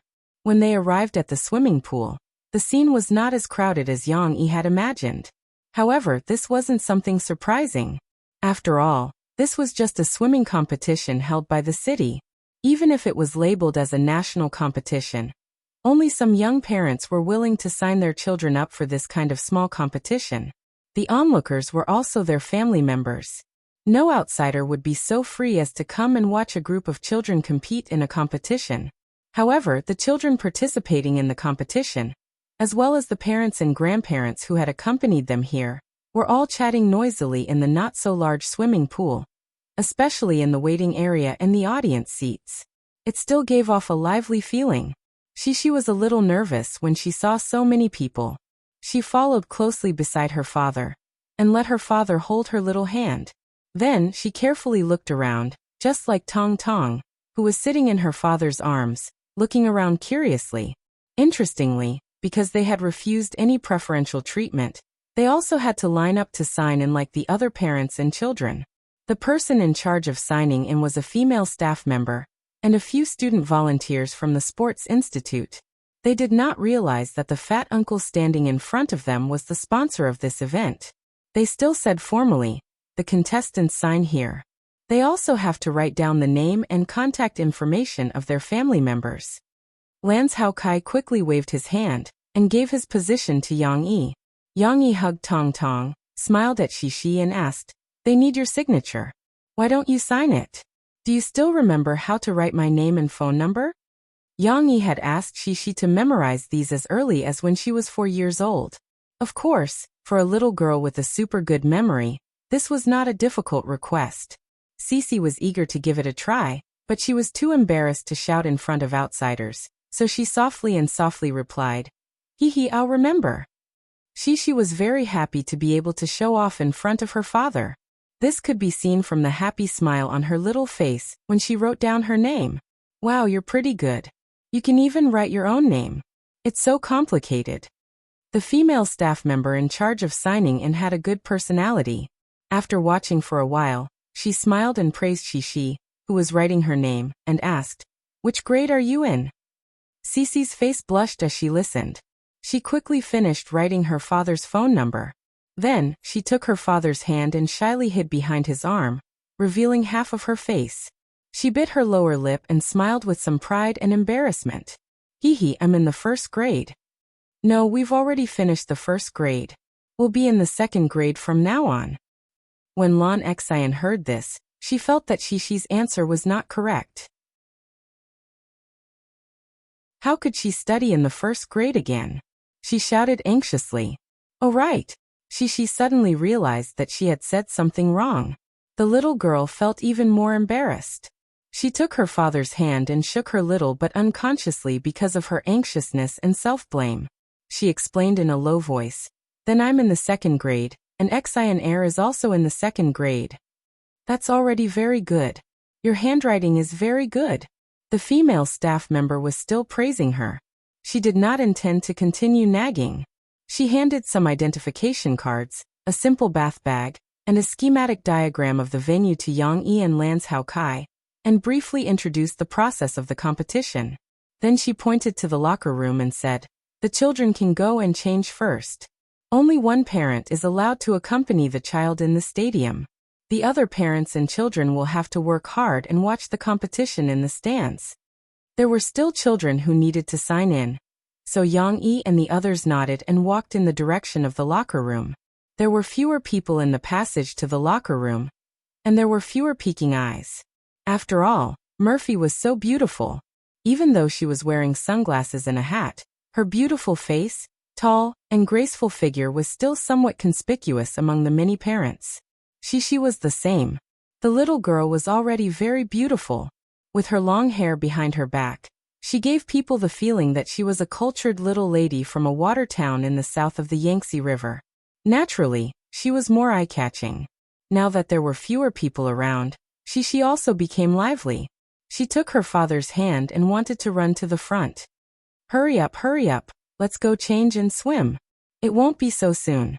Shishi, you've been placed in the 31st group, and Xian Air has been placed in the 33rd group. You still have to wait for more than 30 groups before it's your turn to compete. Wu Jingjing took out her phone and looked at it, then said with a smile. Shishi turned her head and looked at Xian Air's mother with some confusion. She asked doubtfully, "Do we have to wait for a long time?" "Yes, think about it. You have to count from 1 to 31. Won't it take a long time?" Wu Jingjing said with a smile. "It won't take that long. The competition here is divided into several venues. You see, there are a total of 4 swimming pools. You can take turns to compete, so it won't take too long," Lance Hao Kai said as he waved the schematic diagram of the venues he had just received. "There's such a thing?" Wu Jingjing leaned over to take a look in surprise. Shishi looked at the two adults in confusion, then turned her head to look at her father. "It's okay. You can change into your swimsuit with your mother first. Isn't there a pool for warming up? Let's swim in the pool first and get the feeling." "No matter when the competition is, we won't be afraid," Yang Yi said as he rubbed the little girl's head with a smile. Murphy took Shishi, Wu Jingjing and Lon Xian to change their swimsuits, but the ones who accompanied the two children to the competition venue were indeed Yang Yi and Lance Hao Kai. Murphy and Wu Jingjing stayed in the stands with Tong Tong. Leaving Tong Tong and her mother aside, Lance Hao Kai and Lon Xian walked in front. Yang Yi carried a handbag with Shishi's clothes, water bottle, and other things in his right hand, and held Shishi's hand with his left hand. They followed them to the pool for warming up. Shishi changed into a one-piece swimsuit that looked like a skirt. The part that was close to her legs was a layer of pleated skirt. It wasn't competitive, but it was very protective. Shishi wore it just like a skirt. Of course, Shishi also liked this style. She felt that this swimsuit looked especially good in her eyes. Compared to other swimsuits with single colors or simple prints, This swimsuit had layers of blue, white, and red colors that were irregularly arranged. It gave people a fresh and bright feeling. Naturally, it also had a bit of a fashionable taste. However, no matter how much it looked like a skirt, it was still a swimsuit. The hem was very short, and the advantage of the little girl's long legs could no longer be hidden. With her slender and long calves exposed, it gave people a feeling that she was taller. Fortunately, when they came out of the changing room, the two mothers wrapped a layer of bath towels around Shishi and Lan Xian. It just covered their shoulders and thighs. On one hand, it was to prevent the two girls from being exposed. On the other hand, they were also worried that they would catch a cold. After all, the indoor swimming pool was not as hot as outside. On the contrary, after blocking the sun, there was a cool feeling inside. At this time, the little girl grabbed the bath towel around her collar and carefully stepped on her slippers to follow her father's footsteps. Girls at this age were not as reckless as boys. They still knew how to be shy. It was the first time that they appeared in such a big event in a swimsuit. Shishi also felt that there would be a lot of people looking at her. The little girl's face turned red. She lowered her head and hid behind her father.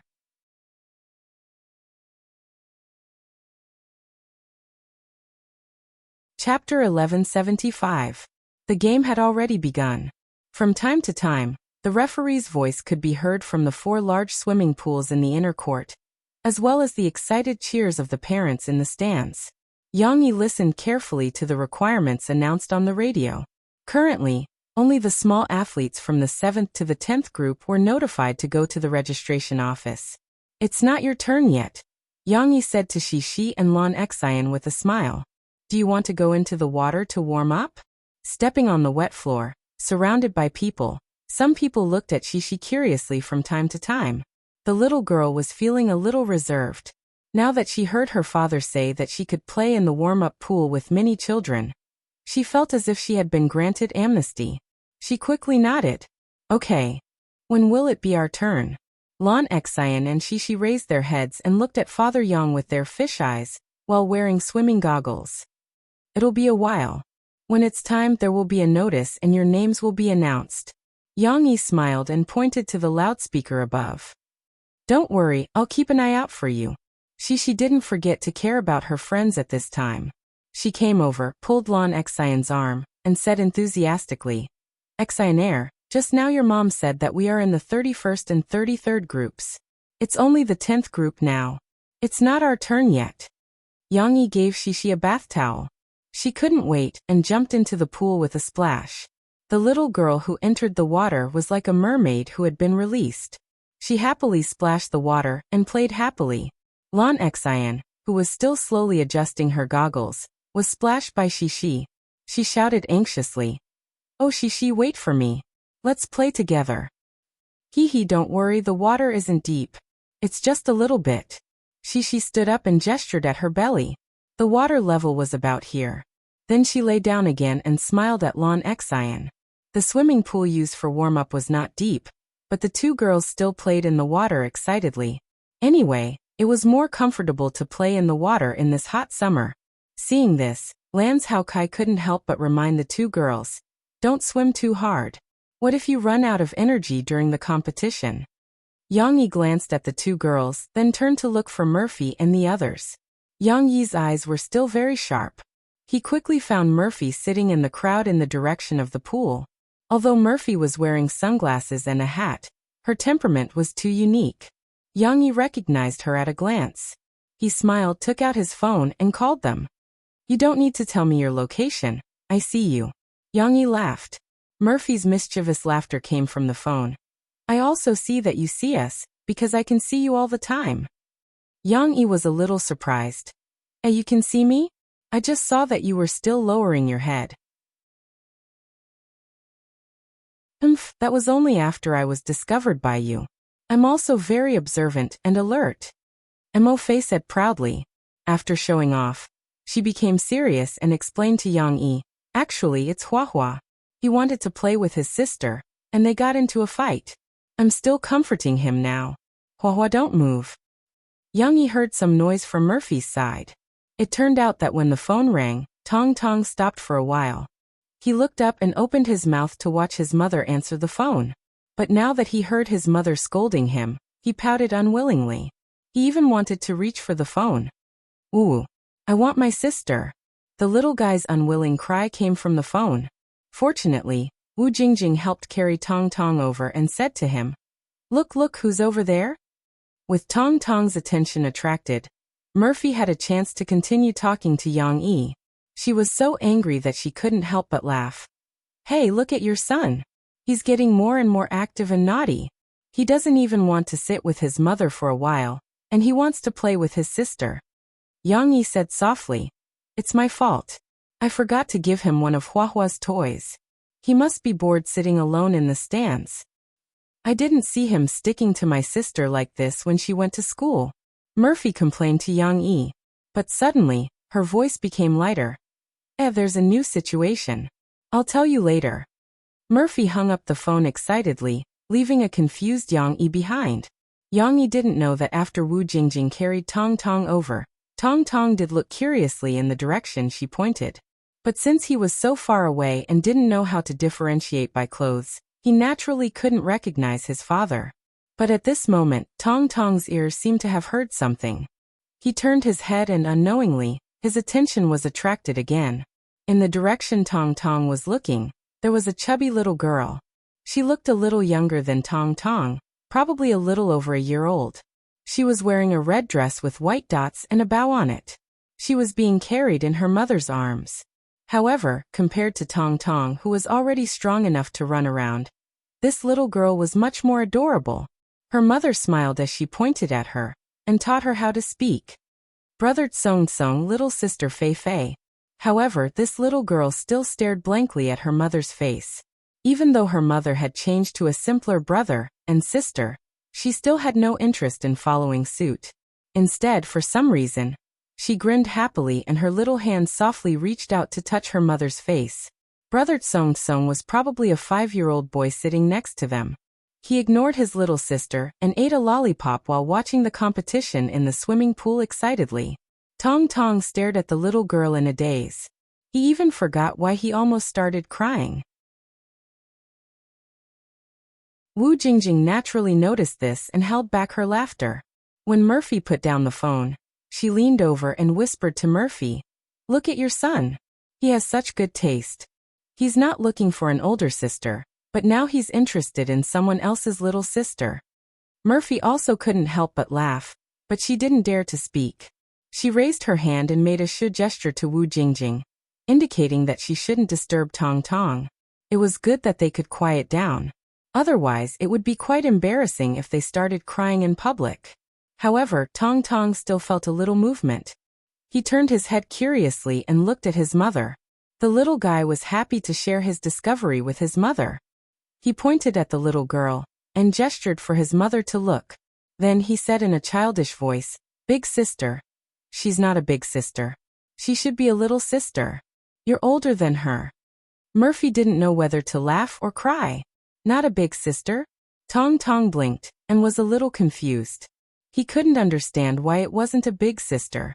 Weren't they all girls? Girls were all big sisters. Forget it. Little mommy saw that the little sister was holding a milk bottle and drinking milk, and felt that it was quite interesting, so he ignored his mother. In any case, he had already introduced her to his mother. He continued to watch with great interest. On Yang Yi's side, he called Cece and Lan Xian out of the pool.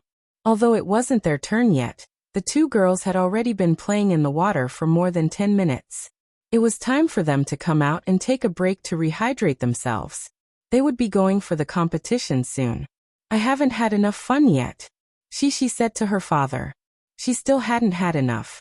"They didn't ask me to swim. They just wanted to play in the water." Yang Yi smiled and put the bath towels on the two girls.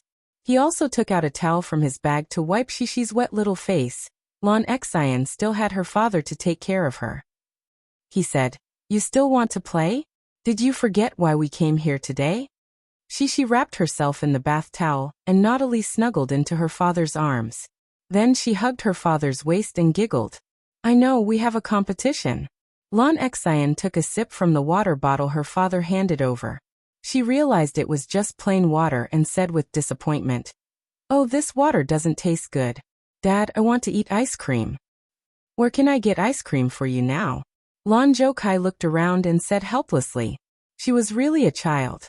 How could she jump to ice cream? Yang didn't know whether to laugh or cry. He said, "After the competition, we'll go back and eat ice cream in the car. Uncle will buy ice cream for each of you." She also liked ice cream. Her eyes lit up and she said happily, Then I want to eat taro-flavored ice cream. It's super delicious." No, it's just that the taro-flavored ice cream isn't good enough. I want to add chocolate crispy skin." Lon Xian said proudly. Well, the two girls were so excited that they forgot to keep their voices down. The children who had just come out of the water swallowed hard. They all looked at their parents. The parents were going to have a headache.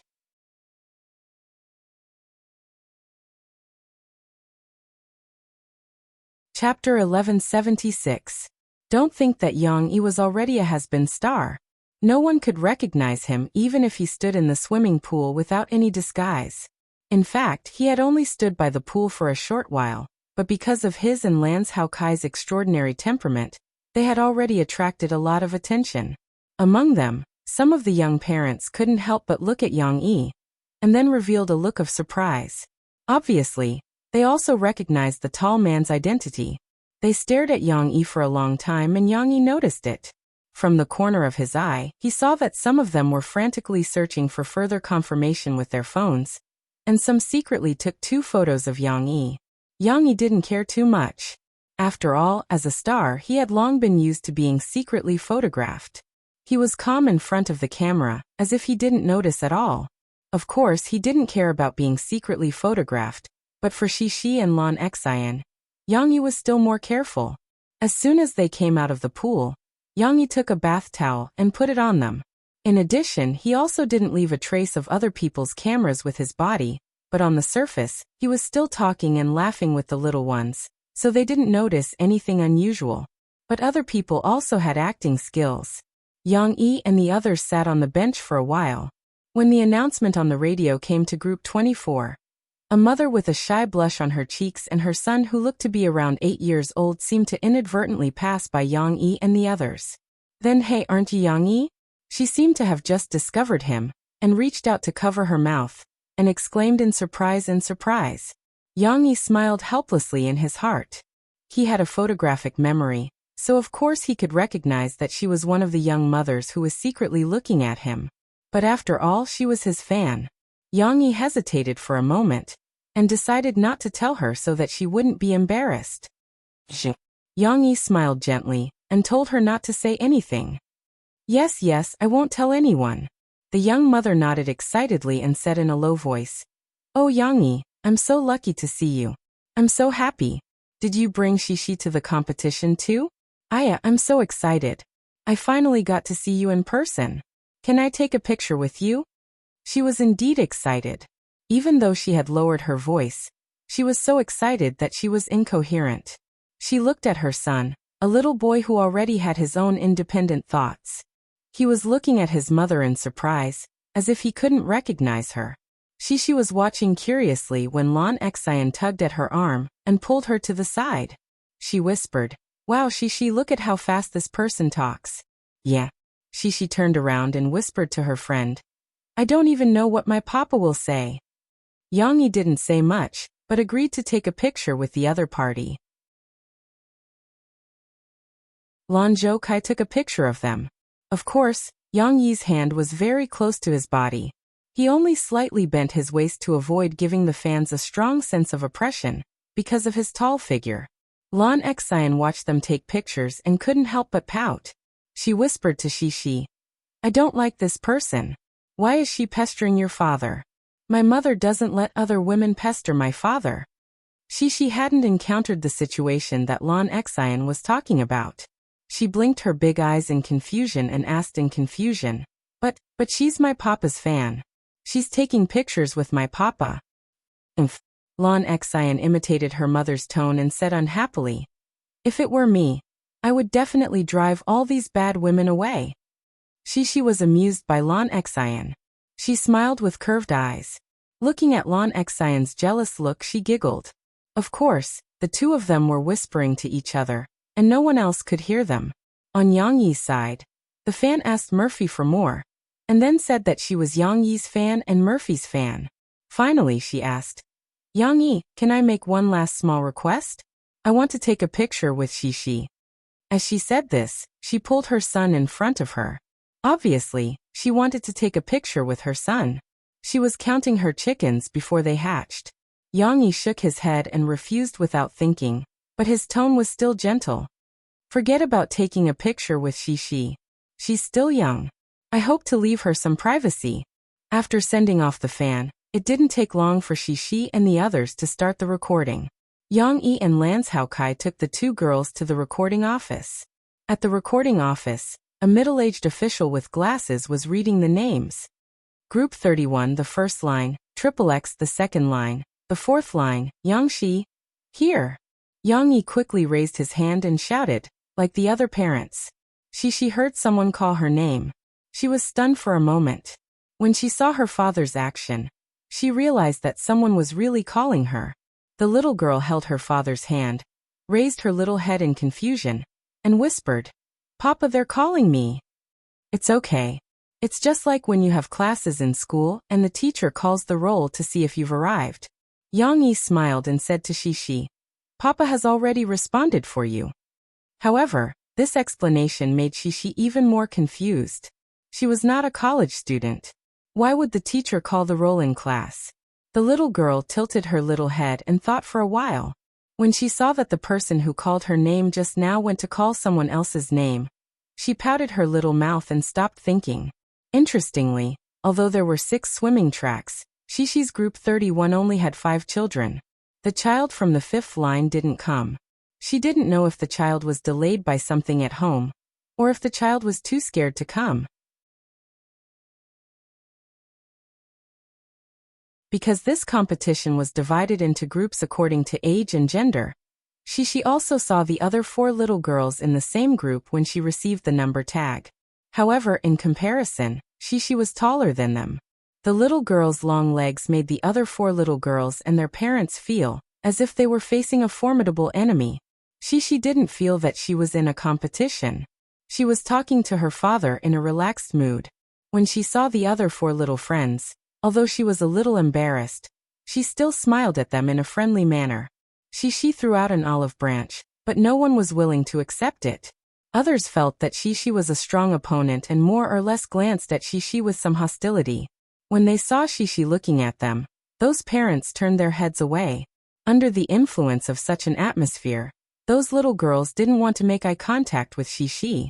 Suddenly, Xixi felt the cruelty of reality. Not everyone was willing to be friends with her in harmony and harmony. Xixi's heart was like a pure mirror. She could reflect the good and bad of others on it. Now Xixi could feel a trace of hostility and jealousy from these little girls and their parents, which made her feel uncomfortable. Why were they so fierce? Xixi felt that her good intentions were being trampled on. She couldn't accept it and pouted her little mouth, feeling wronged. When her father squatted down to stick the number tag on her body, she opened her thin and cold arms and hugged her father's neck sadly.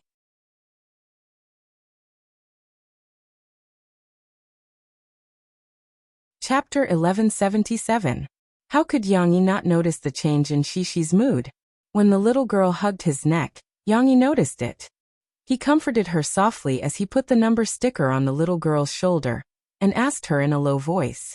After understanding the reason why Xixi felt wronged, Yang Yi couldn't help but feel a little helpless. After all, this world was still very realistic. Before there was competition, everyone could be very friendly, but when there was a conflict of interests, the selfish side of human nature would be revealed. Perhaps those parents and children didn't mean to be jealous, but when they saw Xixi's obvious height advantage, it was as if the whole class of ordinary girls had suddenly been mixed in with a great beauty from the Beijing Film Academy. They subconsciously isolated Xixi. Actually, it was very normal, wasn't it? After all, those children had been carefully nurtured by their parents and arranged to go to various interest classes since they were young. In fact, they had been instilled with the idea of competitiveness since they were young. Naturally, They couldn't tolerate others being better than them. It was just that Cece was relatively naive and more sensitive to these feelings of undisguised malice. A little bit of hostility and resistance from others seemed to be somewhat magnified in her small heart. This was something she had rarely encountered before. However, Yang Yi didn't intend to tear the cruelty of reality to Shishi too early. He also didn't want her to understand the origin of other people's hostility. He didn't want her to deny these children and establish a mentality of hatred. Therefore, Yang Yi gently pressed Shishi's shoulder. After putting the number sticker on, he stroked the little girl's head and whispered in her ear, "Actually, they don't hate you. Sometimes we can't be too extreme when looking at things. Think about it, you're so cute. Why would so many children hate you at the same time? Right?" Shishi was stunned for a moment. She propped herself up and leaned her back against her father's arm. She blinked her big eyes and looked at her father's smiling face. She muttered hesitantly, "Yes, a lot of people like me. Everyone says I'm cute." Yang Yi smiled and said, "That's right. The real reason why they ignored your smile is because the competition is about to start. They are all nervous, just like how you were especially nervous when you were performing on stage in kindergarten. Your face was tight and you didn't dare to smile at your parents. It's the same reason." "So they are the ones who are nervous?" Shishi was suddenly enlightened. Instantly, the little girl's gloomy mood was swept away, and she revealed a sweet smile. Then they don't have to be nervous. I'm not nervous anymore." In the end, Shishi still believed her father's words. Moreover, when she recalled how nervous she was in the past, she also forgave those children. At least, she wasn't as unhappy and brooding as before. That's because you've participated in many performances, competitions, and seen many big scenes. Yang Yi smiled and scratched the little girl's nose. He said, "It's reasonable for them to be nervous, and it's also reasonable for you not to be nervous." Shishi twisted in her father's arms, and she was in a good mood. She pursed her small mouth and smiled. Hee hee, then, should I tell them not to be nervous? Because this is a competition, and they can win prizes by participating in the competition. That won't do. Yang Yi quickly stopped Shishi's overly kind thoughts and explained, they will adjust themselves. Sometimes, for some children, an appropriate amount of nervousness can help them perform better. Okay. The little girl was still a little disappointed. Although Yang Yi's words were a little bit of a white lie, the effect was still good. Shishi forgot the unhappiness just now. When Lan Xian came back from checking the records, she happily greeted her. She puffed out her small chest, pointed to her right shoulder and said, "Xian, look, I have a number here." "I have one too, I'm number 2. Look." Lan Xian smiled and took her number from her father's hand and showed it to Shishi. "Hey, yours is blue, mine is red," Shishi said in surprise as if she had discovered a new continent. "Is it?" Lan Xian looked carefully, scratched her head and said puzzledly, "Right, why are our colors different?" Lan Zhoukai laughed, patted the heads of the two little girls and said, "Of course it's different. You two are competing in different groups. Do you see the flags next to the pool over there? Shishi, your flag is red. Later, you will compete in the pool over there, and Xian, you will compete in the pool with the blue flag." Shishi suddenly understood. She felt that this was something new, and she thought, "Wait, Dad might not know." The little girl ran back and excitedly reported her new knowledge to her dad. "Papa, let me tell you." In the stands, Murphy and Wu Jingjing had already sat down. They sat together with the mother of the little girl named Fei Fei, chatting and laughing. Of course, it was mainly Wu Jingjing who was chatting with the mother. Murphy's character was still a little cold. She could chat happily with acquaintances, but she was not very enthusiastic when chatting with strangers. Therefore, after answering 2 questions with a smile, she focused on the interaction between Tong Tong and the little girl named Fei Fei. Fei Fei had a toy rattledrum, but she did not know how to play with it. Sometimes she could not even hold it, and it would slip on her clothes. Now this toy was in Tong Tong's hands. Fei Fei's mother saw that Tong Tong liked it very much, so she smiled and asked her daughter to play with it for Tong Tong. Tong Tong understood it after watching others demonstrate it once. He waved his little hands, and the rattle drum kept making lili pala sounds. Hua hua, be careful when you play with it. Don't hold it too close to your eyes, and don't hold it too close to Fei Fei. Murphy smiled and pulled Tong Tong's hand, asking him to keep a safe distance. Tong Tong did not mind and continued playing with the rattle drum. The sound made by the rattle drum was very interesting, and the little guy was very engrossed in it. He even stared at the swinging hammer without blinking. When Fei Fei saw this little brother playing so happily, she could not help but stretch out her little hand and squeak, wanting to take it back. Wu Jingjing, who was holding Tong Tong, lowered her head and said, "Hua hua, give the rattle drum back to your little sister." Tong Tong stopped what he was doing, but he looked at Mother Wu blankly, as if he did not understand the situation. Fei Fei's mother thought that Tong Tong was reluctant to let go, so she smiled and said, "It's okay, let him play." "How can you do that? Hua hua, this is his little sister's toy." Wu Jingjing tried to persuade him. However, Tong Tong only lowered his head and looked at the rattle drum in his hands. He even touched it with his left hand, as if he was doing some research. Murphy thought of something and came up with an idea. She leaned over and pointed at the rattle drum with a smile. "Hua hua, return this little drum to your little sister, and let her play with it." "Little sister?" This time, Tong Tong reacted. He raised his head and looked at his mother's finger movements, then at Fei Fei. The little guy suddenly giggled. He generously stretched out his little arm and stuffed the rattle drum into Fei Fei's little sister's arms. "Here." Then he withdrew his little hand and looked at Fei Fei expectantly, as if he was waiting to see her performance. When Murphy and Wu Jingjing saw this scene, they could not help but be amused. They shook their heads and laughed. It was also Wu Jingjing who explained to little sister Fei Fei's mother that she came to a sudden realization. While smiling, she grabbed her daughter's little hand and played with her with the rattle drum. At the same time, she teased her with a smile and said, "Fei Fei, you've become an elder sister.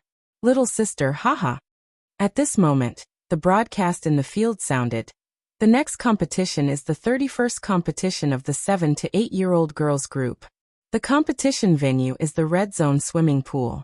The first path, the fourth path, Yangshi, please lead our little athletes out. It's Big Sister's turn.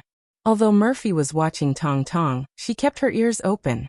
When she heard Shishi's name, she turned her head and immediately recognized her daughter from the crowd. She quickly pulled Tong Tong's little hand and pointed at the red pool with a smile. "Hua hua, look, Big Sister is on the stage."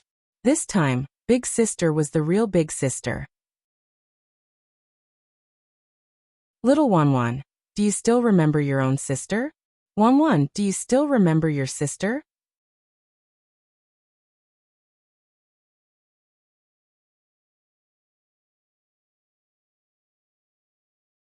"We will walk from one side to the other and wait for you at the finishing point on the opposite side.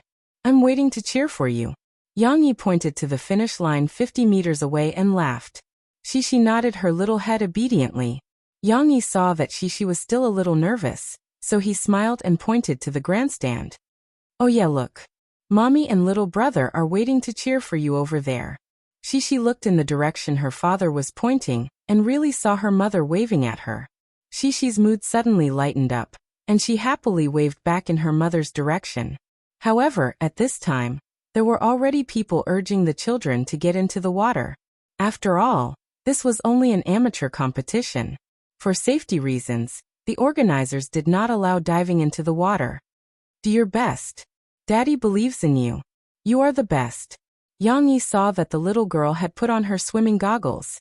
He smiled and shook her fist as he encouraged her. The little girl who had put on her swimming goggles and swimming cap did not look as beautiful as she usually did without her pair of clear and bright eyes, and the embellishment of her soft black hair. However, the little girl still had some baby fat on her face, delicate little nose and small mouth. She still gave people a feeling of wanting to pinch her cuteness.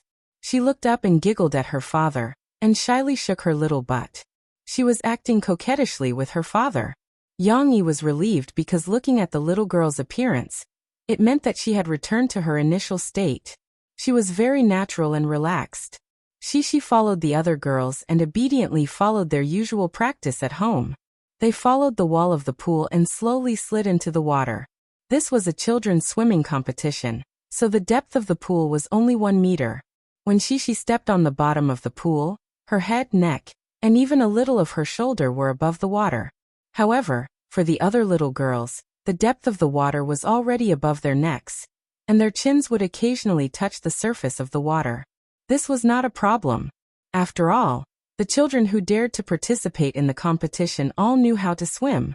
Some of the more active ones had already started to step on the water to float themselves. Moreover, there were lifeguards on the shore watching them one by one. Once they were in the water, Yang-yi could not guide them anymore. He and the other parents were invited to the side of the shore to watch the competition. However, when it was time to leave his daughter's side, Yang-yi realized that he could not calm down at all. He could not help but look back at his daughter's position every few steps. Even he himself did not know what he was worried about. This was because he also knew that Shishi was a good swimmer. This 1 meter deep pool was not a challenge at all.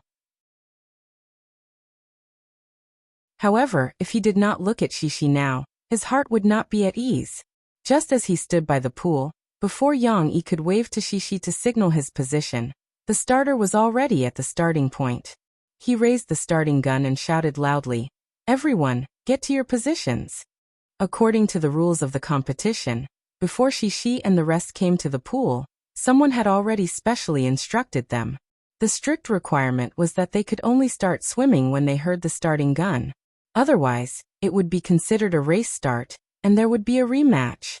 Therefore, when they heard the "everyone, get to your positions," now one after another, the children followed their own habits. They either leaned back against the pool, leaned forward slightly, arched their legs, and kicked the pool with their feet.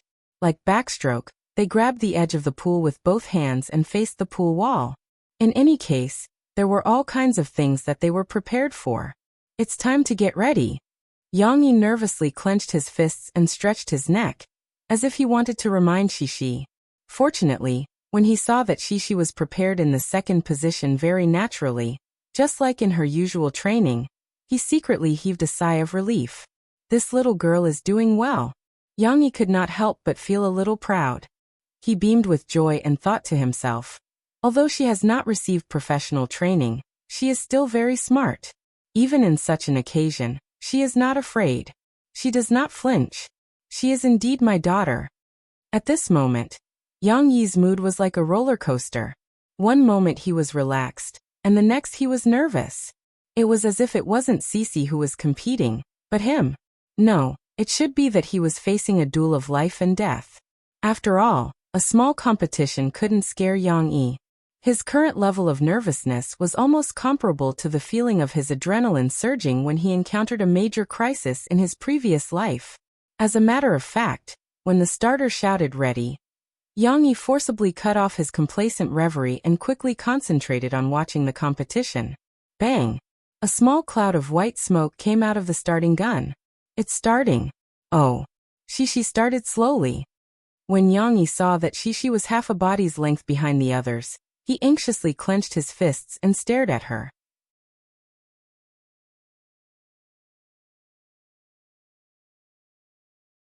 Chapter 1179. Although Yang-yi looked anxious, in fact, after the competition started, Shishi and the other children only made some splashes in the water. Then, like little turtles, they slowly wriggled forward. Don't listen to the saying, after the starting gun sounds, the athletes shoot out like arrows. That was only used to describe track and field competitions. The scene in the pool brought people back to reality. After all, it was only a competition for 7-year-old girls, and they were basically amateurs. Even if they made big movements in the water and made splashes, they couldn't be fast. From the shore, they swam slowly. Yang-yi stared at Shishi's position and walked steadily, keeping up with their speed. But the stands and the shore were much livelier. Go ran. Go guagua. Go guagua. Especially beside Yang-yi. The parents who accompanied him cheered one after another. Looking at their flushed faces, Yang-yi, who was always calm, seemed to be infected at this moment. He nervously watched Shishi's order in the pool, and excitedly raised his hands to his mouth to hold up the loudspeaker. He loudly commanded, "Steady, maintain the rhythm of your breathing. Beat your legs a little faster." Yang Yi was so engrossed that he forgot that he was shouting so far away, and that she couldn't hear him at all in the water. Like the other parents, he couldn't wait to transmit all his strength to their children through shouting. Even if they knew in their hearts that it was futile, so what? At this moment, how could Yang Yi think so much? He could just shout.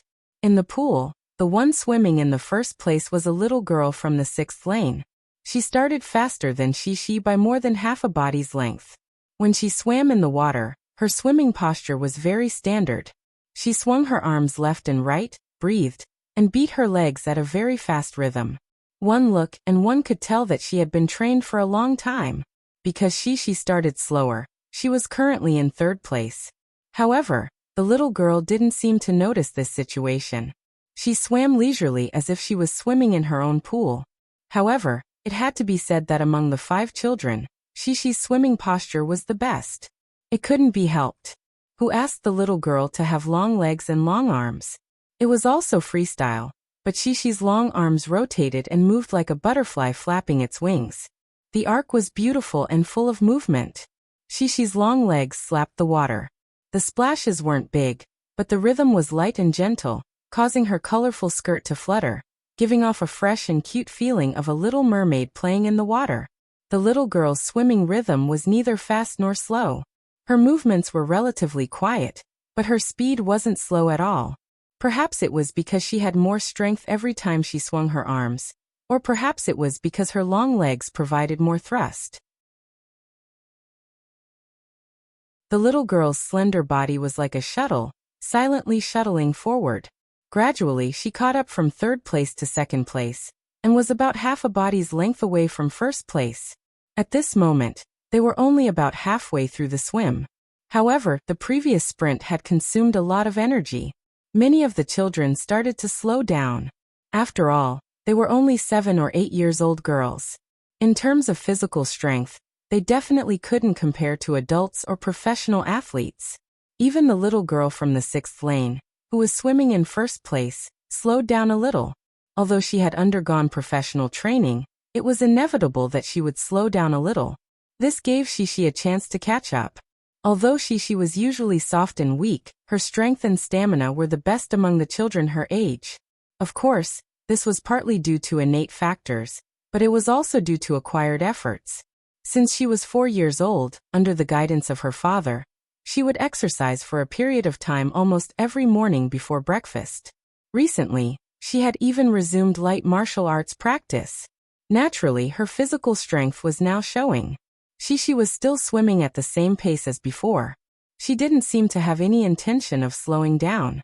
Slowly, at about 30 meters, Shishi began to catch up with the little girl from the 6th lane. Tian, swim faster. Someone is catching up to you. At the edge of the pool, the little girl's mother was so anxious that she stomped her feet and yelled. But at this time, the parents' yelling was in vain. The last 10 meters or so were the last moments for these little girls to fight with their last bit of willpower. Yang Yi was also very anxious. Now that he heard others yelling, although he didn't want to continue yelling like he was showing off, he was also holding his breath nervously. He was sweating for his daughter in his heart. She passed. Yang Yi suddenly raised his eyebrows and a hint of joy appeared in the corner of his eyes. He couldn't help but glance proudly at the little girl's mother. Then he quickly reflected on himself. I can't be happy yet. It's too early to be happy. It was as if he was the one competing. But that was indeed the case. Yang Yi once again felt that it was actually the parents who were suffering when their children were competing, or taking exams. At about the last 10 meters, the little mermaid from the 4th lane finally began to slow down.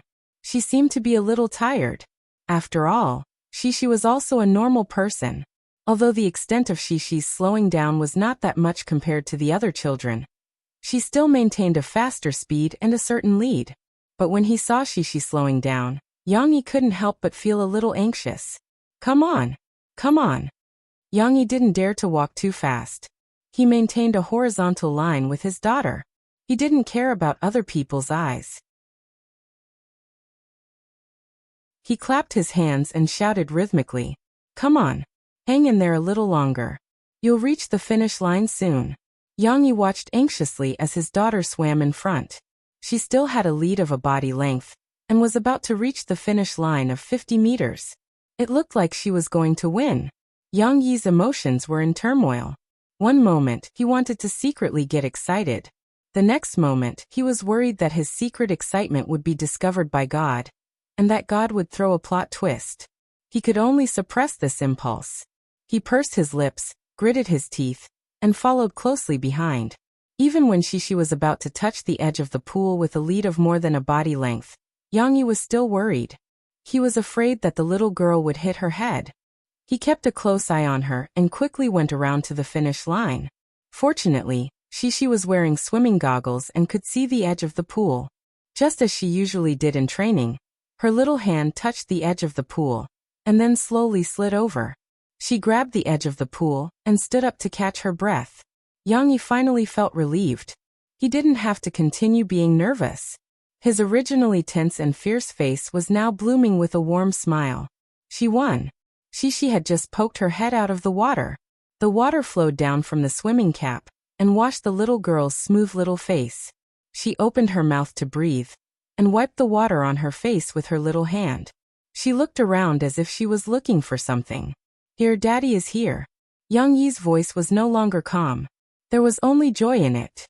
He rushed in front of his daughter and called out with a smile, "Papa." The little girl was panting slightly.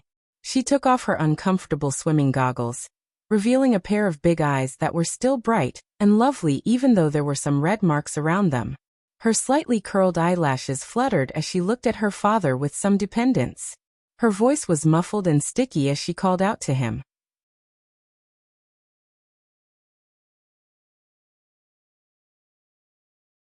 Chapter 1180. After swimming for 50 meters, they were still swimming with all their might. The girls were exhausted. The girl from 6th Avenue hugged her arms to the side of the pool. This way, her chest could be above the water surface so that she wouldn't feel suffocated. Shishi was the same. She stood in the water for a few seconds, and then stretched out her two little wet arms, wanting her father to carry her out. Turn around," Yang Yi said with a smile. He didn't mind that his daughter was covered in water. He handed the camera to his left hand and stretched out his right hand. It was as if he was fishing for a fish. His thick arm went under Cece's armpit, and then held the other side of her body, and then gently pulled. Ee. Shishi put her chin on her father's arm, and her two little arms clamped her father's strong arm. She was pulled out of the water by her father, as if he was pulling a radish. Shishi was already taller than her peers, and even comparable to Yu Xiaowei, who was 8 or 9 years old. However, at this moment, she was easily carried by her father, which reflected the difference in height and body size between her and her father. Papa was still that reliable Papa.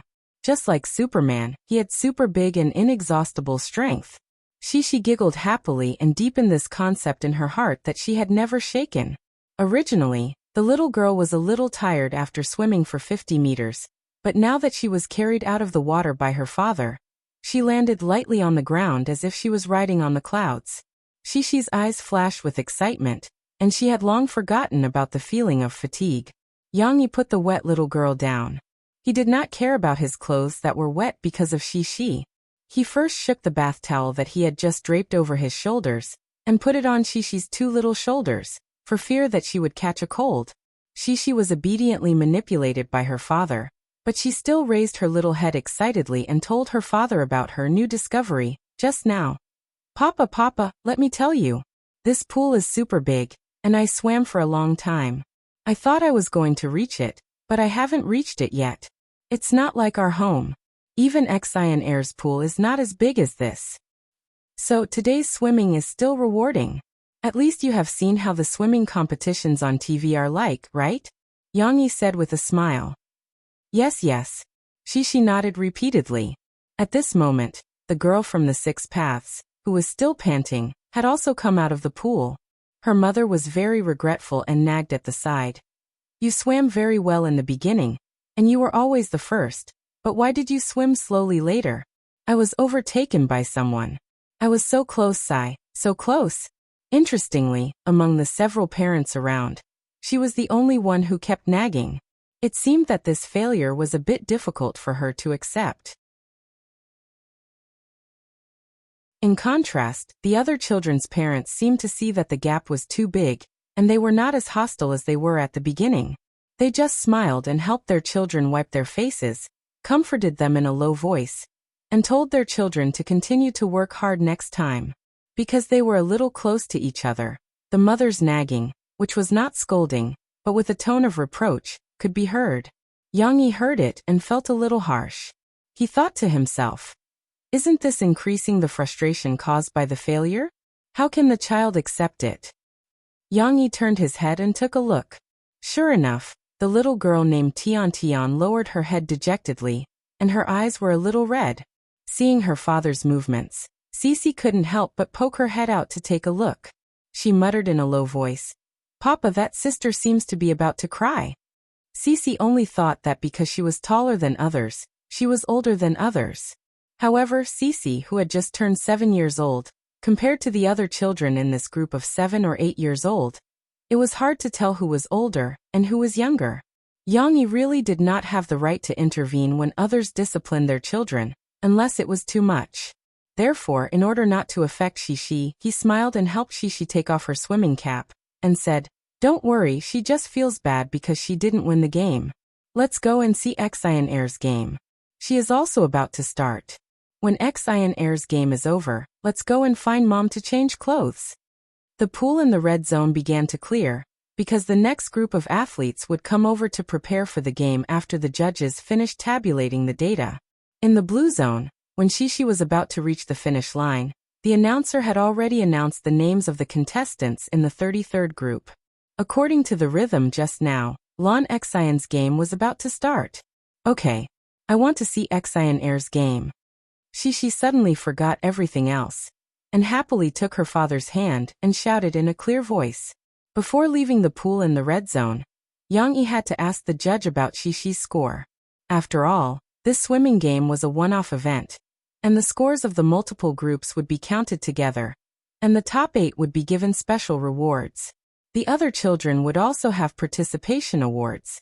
Now that Shishi had won first place in his group, Yang-yi's originally calm heart could not help but become restless. Maybe Shishi could also squeeze into the top 8. She's in the 4th lane, right? Yes, she's in the 4th lane. She's in the first place. Yang-yi could not help but say the last half of the sentence, and he was probably a little proud in his heart. Just as Yang-yi was talking to the judge, suddenly they heard the starting gun, and the excited cheers came from the blue zone. Shishi, who was standing next to her father and watching eagerly, suddenly turned around and anxiously jumped up. "Oh, Xian Air's game has started. Papa, hurry up, let's go and see." The little girl was so anxious that she even forgot to be shy. Under the gaze of other adults and children, she hurriedly took her father's hand and wanted to drag him to Lon Xian's game. Don't jump, be careful not to slip. Anyway, it has already started." Yang-yi hurriedly pulled her back. The pool was wet everywhere, and Shishi was barefooted. Yang-yi was worried that the little girl would accidentally fall down while jumping. The judge said without raising his head, "You want to watch the Blue Zone's game, right? It's no use being anxious. You are not a contestant, and you are not a designated family member. You can't get close to the pool. The effect of watching from here is the same as watching from outside later." "Is there such a rule?" Shishi held her father's hand and looked at the judge in surprise, a little incredulous. Yang-yi patted the little girl's back and said with a smile, "Yes, only Xian Air's father can watch from the pool, so we don't need to be anxious."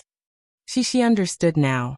She pouted her little mouth, shook her father's arm a little unhappily, and whispered, But I still want to cheer for Xian Air, and I also want to watch Xian Air's game, but I can't see it here." In the end, Shishi still saw the scene of Lon Xian swimming to the finish line. After asking about her result, Yang-yi took her as close to the Blue Zone's pool as possible, and then picked the little girl up high. He carried Shishi on one of his shoulders as if he was carrying rice, and raised his right arm, as if he was in a gym position, using the biceps and shoulder of his right arm to make a platform for Shishi to sit comfortably on. Xian Air is in the 2nd lane, counting from here. Yang Yi pointed with his left hand to remind Shishi. Sitting on her father's broad shoulders and arms, Shishi looked down at Xian Air in the second lane, and she reported to her father in surprise. Hey Papa! Papa! I see it, I'm almost there. Xian Air seems to be in first place too.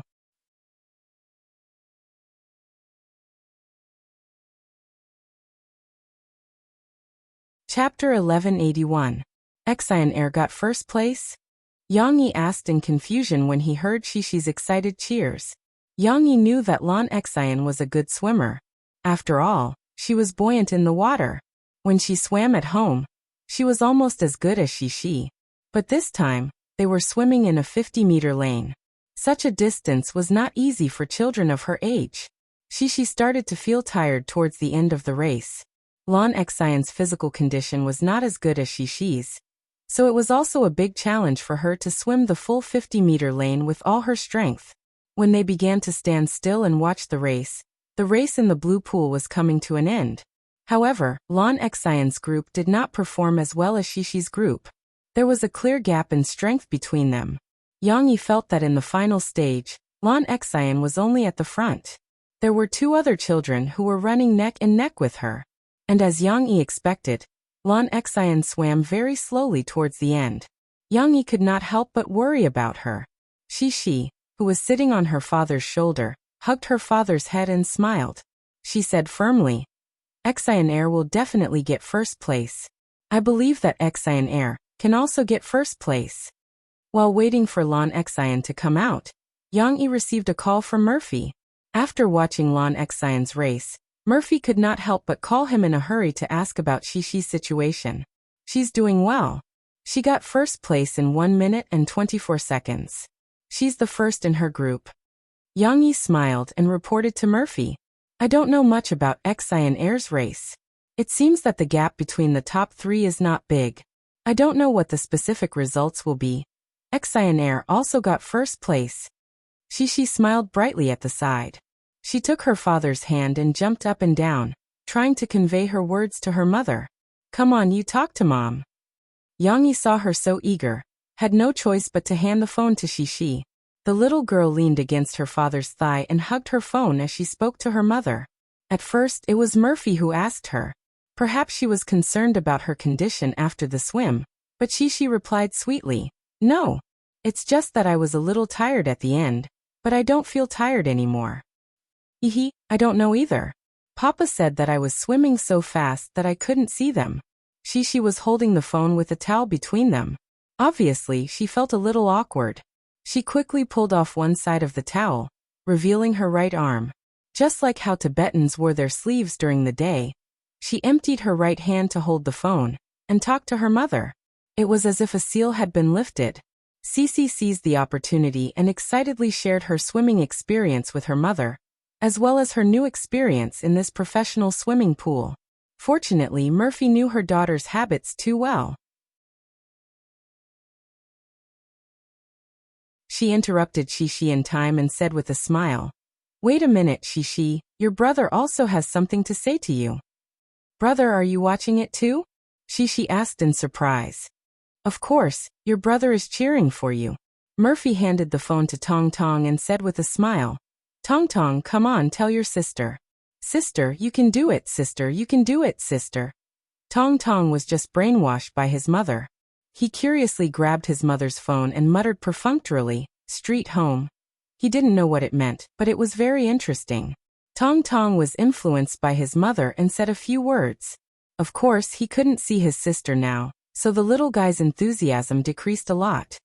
She heard her brother cheering for her. Although she was confused, wasn't this Tong Tong's usual style of speaking? She smiled happily and said sweetly, I didn't even know. I'm going to ask my brother when I go back. He watched my competition, that is, did he see me swim super fast? After letting Shishi chat with her mother for a while, Yang Yi saw Lan Xian and Lance Hao Kai getting ready to come out. He stopped the little girl and asked Murphy and Wu Jingjing to come down.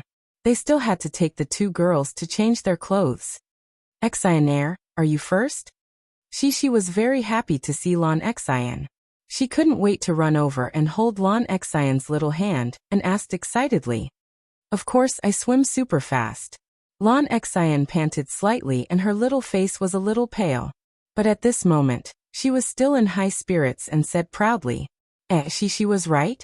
At this time, Lan Kai shook his head and exposed the little girl with a smile. You're still showing off. This time, it was thrilling to get first place. Fortunately, you swam well in the beginning. You swam slowly in the end and almost got caught by others. You're only one hand's distance away from the second place. Brother Lan, don't be so demanding. If you can swim first in the group, you're still first. Yang Yi clapped his hands and encouraged Lan Xian with a smile. However, she pouted and complained. But just now when I said Xian Air was first, Papa, you didn't believe me. I didn't see it just now, but now I'm sure. First place is very good. Just right, the two of us are first. Yang Yi rubbed the heads of the two little girls with a smile and said, Today both of you performed very well. No matter what the result is, hard work is victory. Even Xian Air swam to the finish line so hard. Papa Lan and I are cheering for you. Yes, Xian Air swam to the end not easy. Lan Kai also followed Yang Yi's excuse and applauded his daughter with a smile. Lan Xian pouted a little unconvinced at first, but now she relied on Yang Yi to speak for her. She looked at Yang Yi and tried to complain. Isn't that so? I'm exhausted, so I swam slow. It's so long. It's not easy to swim. She said it would be tiring. She nodded quickly and said, Yes, it's very tiring to swim to the end. It's okay. You've already given Papa Yang and your father a big surprise by swimming to the end. Yang Yi hurriedly comforted her in a soft voice. Now that you've won first place, it's even more delightful. Very good. Lan Xian wiped away her unhappy expression and smiled. She pestered Yang Yi and said coquettishly, Then Papa Yang, can I eat more ice cream with Shishi? We're all so tired from swimming. Yes. We also want ice cream. Shishi suddenly remembered. However, at this time, the little girl was a little like a useless teammate. She enthusiastically interrupted Lan Xian and said, But Xian Air, we have to wait until we get home to eat ice cream. There's no ice cream here. Lan Xian's 50-meter swimming time was 1 minute and 32 seconds, which was slower than Shishi's 1 minute and 24 seconds. However, when the two girls finished showering and came out in dry clothes, the competition for the 7 to 8-year-old girls group had already ended. Yang Yi and Lan Kai took the children and stopped for a while, waiting for the final results to be announced. Shishi's results should be enough to compete for the top 8. Lan Kai and Yang Yi discussed. Yang Yi was a little modest, but he was still looking forward to it. However, to Yang Yi's surprise, he had underestimated the strength of the children in Jiangcheng. Although Shishi and Lan Xian were ranked first in the group, when the final results of all the contestants were announced, Shishi was only ranked 12th. Lan Xian didn't need to think, she was ranked even lower. The fastest swimmer was a girl named Su Yingying, who swam in 56 seconds. The second and third places results had already exceeded 1 minute. She must be a professional swimmer. At the announcement area, Yang Yi, who was full of anticipation, squeezed in to see the results and heard people talking about the top few children. After all, they were only 7 or 8 years old girls. To swim under 1 minute, it could be said that they were very strong. Yang Yi clicked his tongue lightly. He originally thought that Shishi was very strong, but he didn't expect that compared to the real strong people, there was still a big gap in strength. Shishi was only ranked 12th, which meant that there were no strong opponents in the group that she and Lan Xian were in. Perhaps even though Lan Kai had spoken to the sports administration, the people at the sports administration still secretly gave him some face. However, after knowing the results, Yang Yi, who was originally a little expectant, was relieved. He went back to the two girls and said with a smile, Okay, you didn't make it to the top 8, but it's okay. You did very well today, and there will be awards for you later. I heard that there will be a small prize too. But there won't be any trophies. She whispered as she hugged her father's hand. She regretfully turned to look at the workbench, where there were 8 small golden trophies. Of course, there were also stacks of awards and notebooks. These were all small prizes that every contestant could get. They could print out the names in advance, so they didn't have to rush to write them out one by one. In addition to these and the trophies, there was also a bucket of peanut oil for the top 8. The prize for the champion was a floor fan that was most needed in the summer. These prizes were all sponsored by Landshauskai's company. Shishi looked forward to those trophies the most. She felt that they were very beautiful. However, before Yang Yi could comfort her, Lan Xian said loudly, "Aya Shishi, what's the big deal? Isn't it just a trophy? If there's no trophy, then there's no trophy. Let's go out and buy ice cream to eat." Shishi's emotions were brought out by Lan Xian, and she couldn't help but giggle. "Okay. Xian air, I didn't want to eat at first, but you made me want to eat."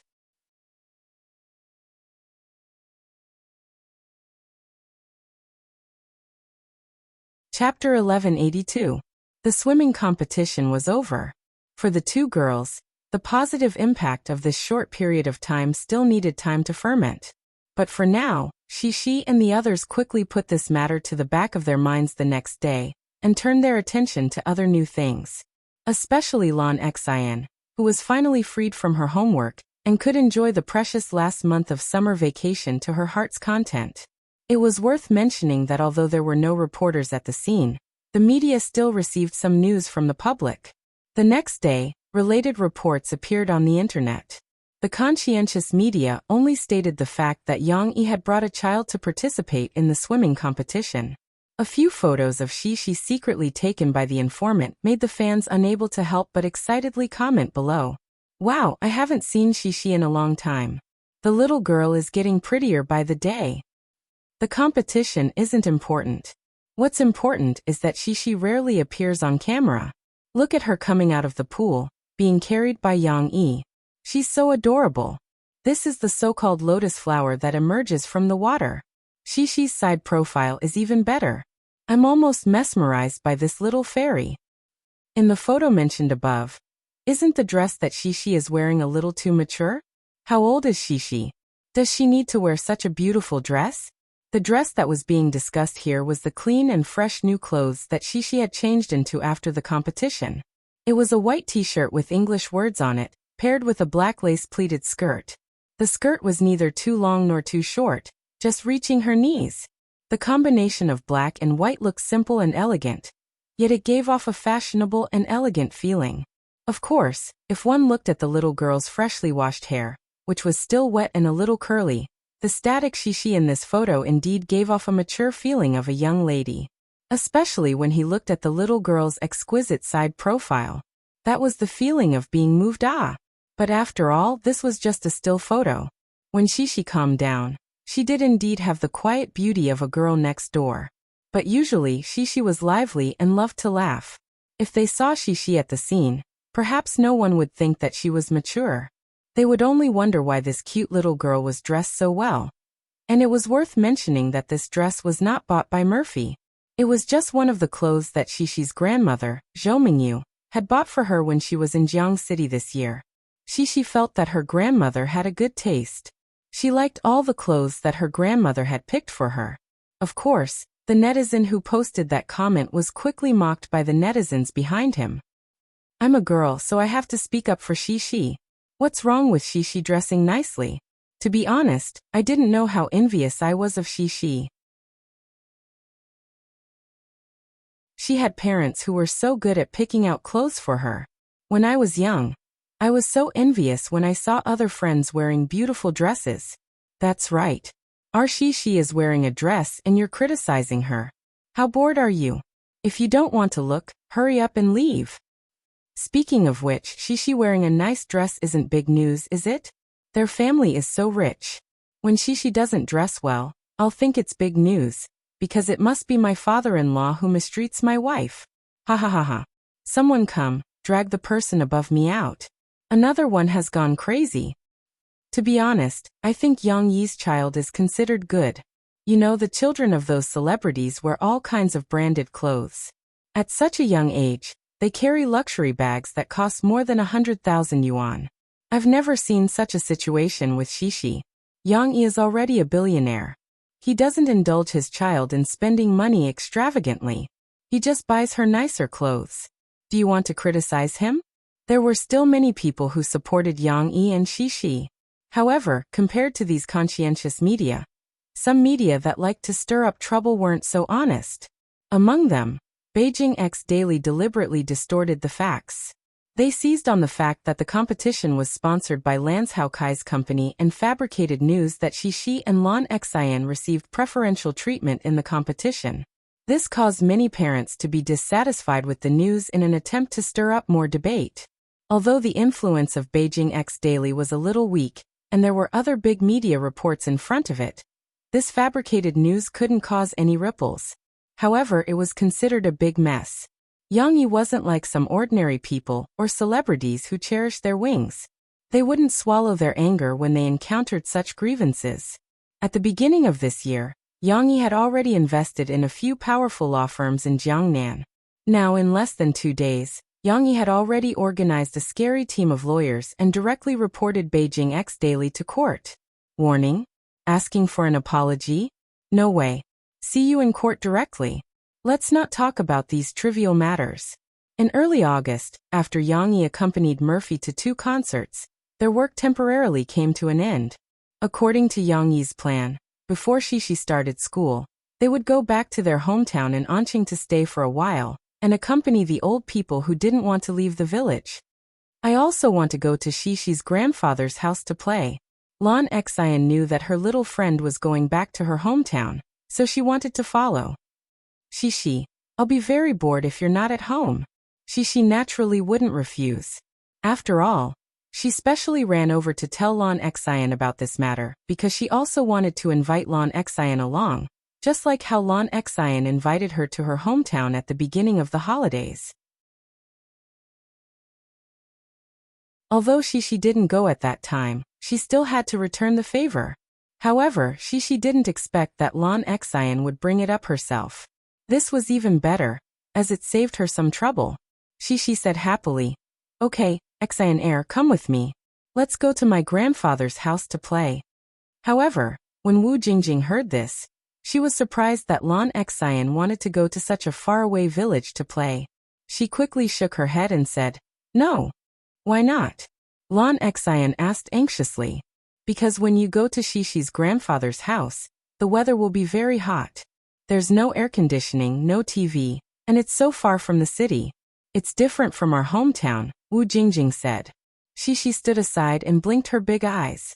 She said very innocently, "No, we have air conditioning and TV at home. My father and I will stay at my grandfather's house during the spring festival.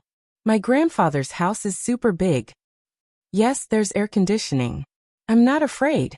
Lan Xian shouted excitedly after she got Xi's help. Wu Jingjing and Yang Yi, who didn't let Xi go to Lan Xian's hometown at that time, actually had the same idea. She was just worried that her daughter would go to such a remote village.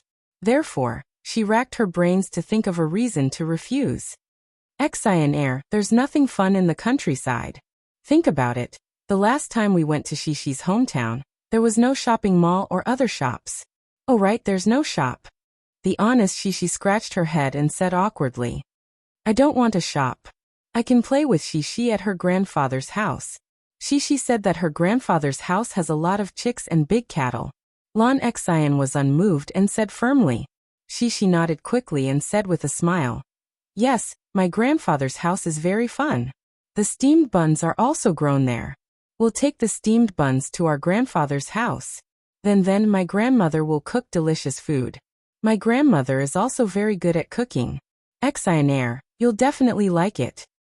"I'm not afraid. Because your father will go back to his hometown with us. There will definitely be delicious food," Lan Xian said proudly. The 2 girls chattered, and Wu Jingjing really didn't know what to do with them. Fortunately, when Lan Zhoukai came back from the company at noon and heard about it, he didn't have as many concerns as Wu Jingjing. He decided immediately. It's good to let Xian see the world. Besides, she's with Yang Yi. What's there to be afraid of?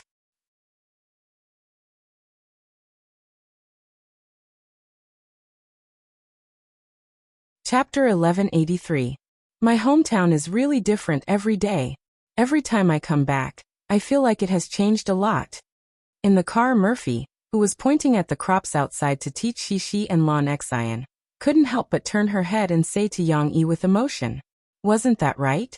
More than 2 years ago, when Murphy first went back to her hometown with Yang Yi, Wadayaku village was still a small village located in a remote mountain valley. Whether it was transportation or information, it was a little inaccessible. Even if Yang Yi was driving a Tyrant Wolf pickup truck that could go off-road, it took a long time to get back to their hometown near dawn. Now Yang Yi was driving his wife and children, as well as a little foodie, back home.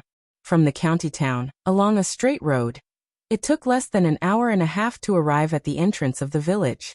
Of course, this change had been realized a year ago. The new change that surprised Murphy was the overall new plan of Wadayaku village. Thanks to the business cooperation between Wadayaku village and the Sahara Online Mall over the years, whether it was the village-run company or the families in the village, they all made a lot of money. The money earned by the village-run collective enterprises, in addition to the New Year dividends, was invested in the construction of the village's internal road network. In addition, the village also funded the leveling of a large square with a cement floor at the village entrance. This was not the village's cultural square. The cultural square was located at the original martial arts practice field where Yang Chonggui taught kung fu. It was said that the construction would start next month. The village square that Murphy saw now was a logistics station for Wadayaku village or other surrounding villages to sell agricultural products to the outside world. It was the peanut harvest season. 2 or 3 large trucks from the Sahara Express and 3 or 4 large trucks from other dealers were parked in the square.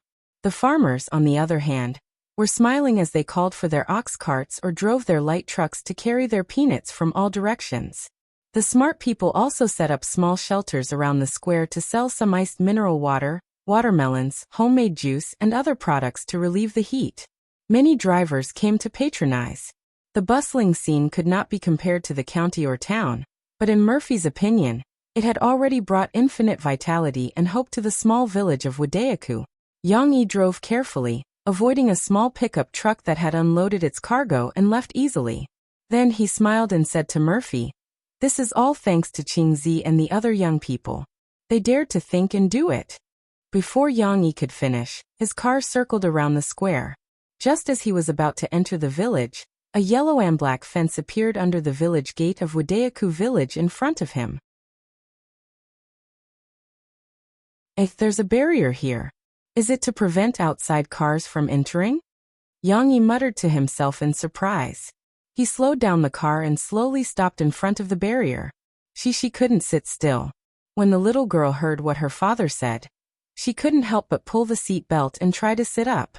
She stuck her head out from the middle to see what her father was talking about. Because of the terrain, Yang Yi didn't see the situation at the village gate. It turned out that in addition to the barrier, there was a security booth behind it.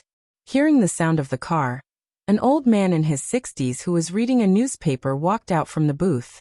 He held the newspaper and slowly walked over from the pedestrian passageway, wanting to see whose car it was and why it came. Yang Yi found the old man's information from his memory. He pressed down the window and greeted him with a smile. "Uncle Zitting."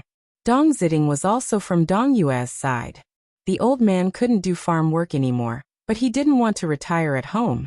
Probably because of this reason, he was hired by the village to guard the gate. Dong Zitting was a little presbyopic, so he had to get closer to recognize Yang Yi. The old man smiled in surprise. "Tizi, you're back. You changed your car again. I remember that when you came back during the spring festival, you didn't drive this car." "Uncle Zitting, you have a good memory." Yang Yi smiled and said, "There are more people coming back this time, so I changed my car." After chatting for a while, Dong Zitting quickly went back to help Yang Yi open the barrier. Yang Yi also just figured out why this gate was set up. While driving, he explained to Mo Fei, who didn't quite understand their local accent, "I see. Previously, some dealers were greedy for convenience and drove their trucks directly to the village to collect goods. But the road conditions in the village are complicated. Once an ox cart was knocked over, and it almost crushed a person. So now they have set up a checkpoint at the entrance of the village to prevent big cars and other cars from entering the village. All the big cars are arranged in the square we saw just now." Murphy suddenly understood and said with some emotion, "This is the right way to deal with it. Otherwise, if she and Exionaire were playing in the village, I would be worried about them running around with other children. It's so dangerous." Not only that, but Yang Yi also had to drive carefully through 2 speed bumps at every intersection. Even though the chassis of his car was well adjusted, the series of vibrations still made Shishi and Lan Xian, who were behind him, sway from side to side. It was very annoying. However, this was all for the sake of safety. In order to deal with these speed bumps, Yang Yi would take the initiative to reduce the speed every time. Naturally, this would also prevent them from colliding with motorcycles or children running out of the intersection. The 6-meter-wide road in the village was actually so meticulous. It was no wonder that Yang Yi heard from Yang Huan that Dong Qi was going to retire to the second line of the village next year, and everyone was going to elect Yang Qing as the new village chief. Of course, this shaking was a new and interesting experience for Lan Xian and Shishi. The 2 girls swayed in the back seat, one leaning against the other, and the next, they giggled. However, Shishi's laughter suddenly stopped. She shouted in surprise, "Hey, I see little auntie. Where is she? Where is Sister Huan Huan?" Lan Xian's loud voice also lit up. She enthusiastically squeezed together with Shishi and looked over from the middle. "At the door. Look, that's our home," Sisi replied in a crisp voice. Lan Xian widened her round eyes and tried to identify her. "I saw Sister Huan Huan too. But this is your home?" "Sai, I don't remember." "I remember, because I just came back during the spring festival." Shishi giggled and said, "Look here, when we came back during the spring festival, Uncle Huang's family next door had just built this small house." Shishi was referring to the 2-story Western-style house next to the Yang family's house.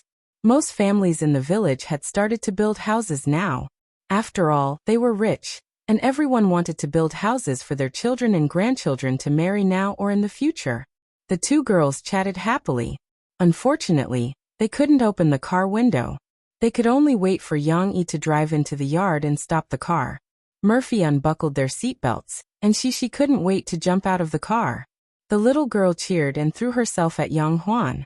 She said coquettishly in a sticky voice, "Little auntie, why did you come back earlier than us?" Yang Huan could only bend over and hug her. She smiled and said, "Because I'm on vacation like you guys." "You're going to have summer vacation too? You're an adult." Lan Xian shouted from behind. Yang Huan laughed.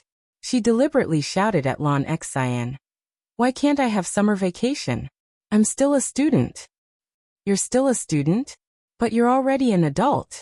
You have a job. I saw you on TV." Lan Xian scratched her head and said confusedly, Xionaire, my little auntie is still a student. She's a college student, and we're elementary school students."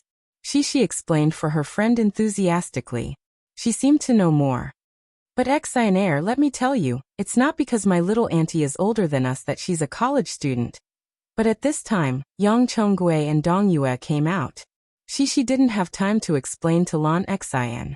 She cheered and threw herself at her grandpa, who loved her very much. "Ah, wait Shishi, you haven't finished yet." "Why is that?"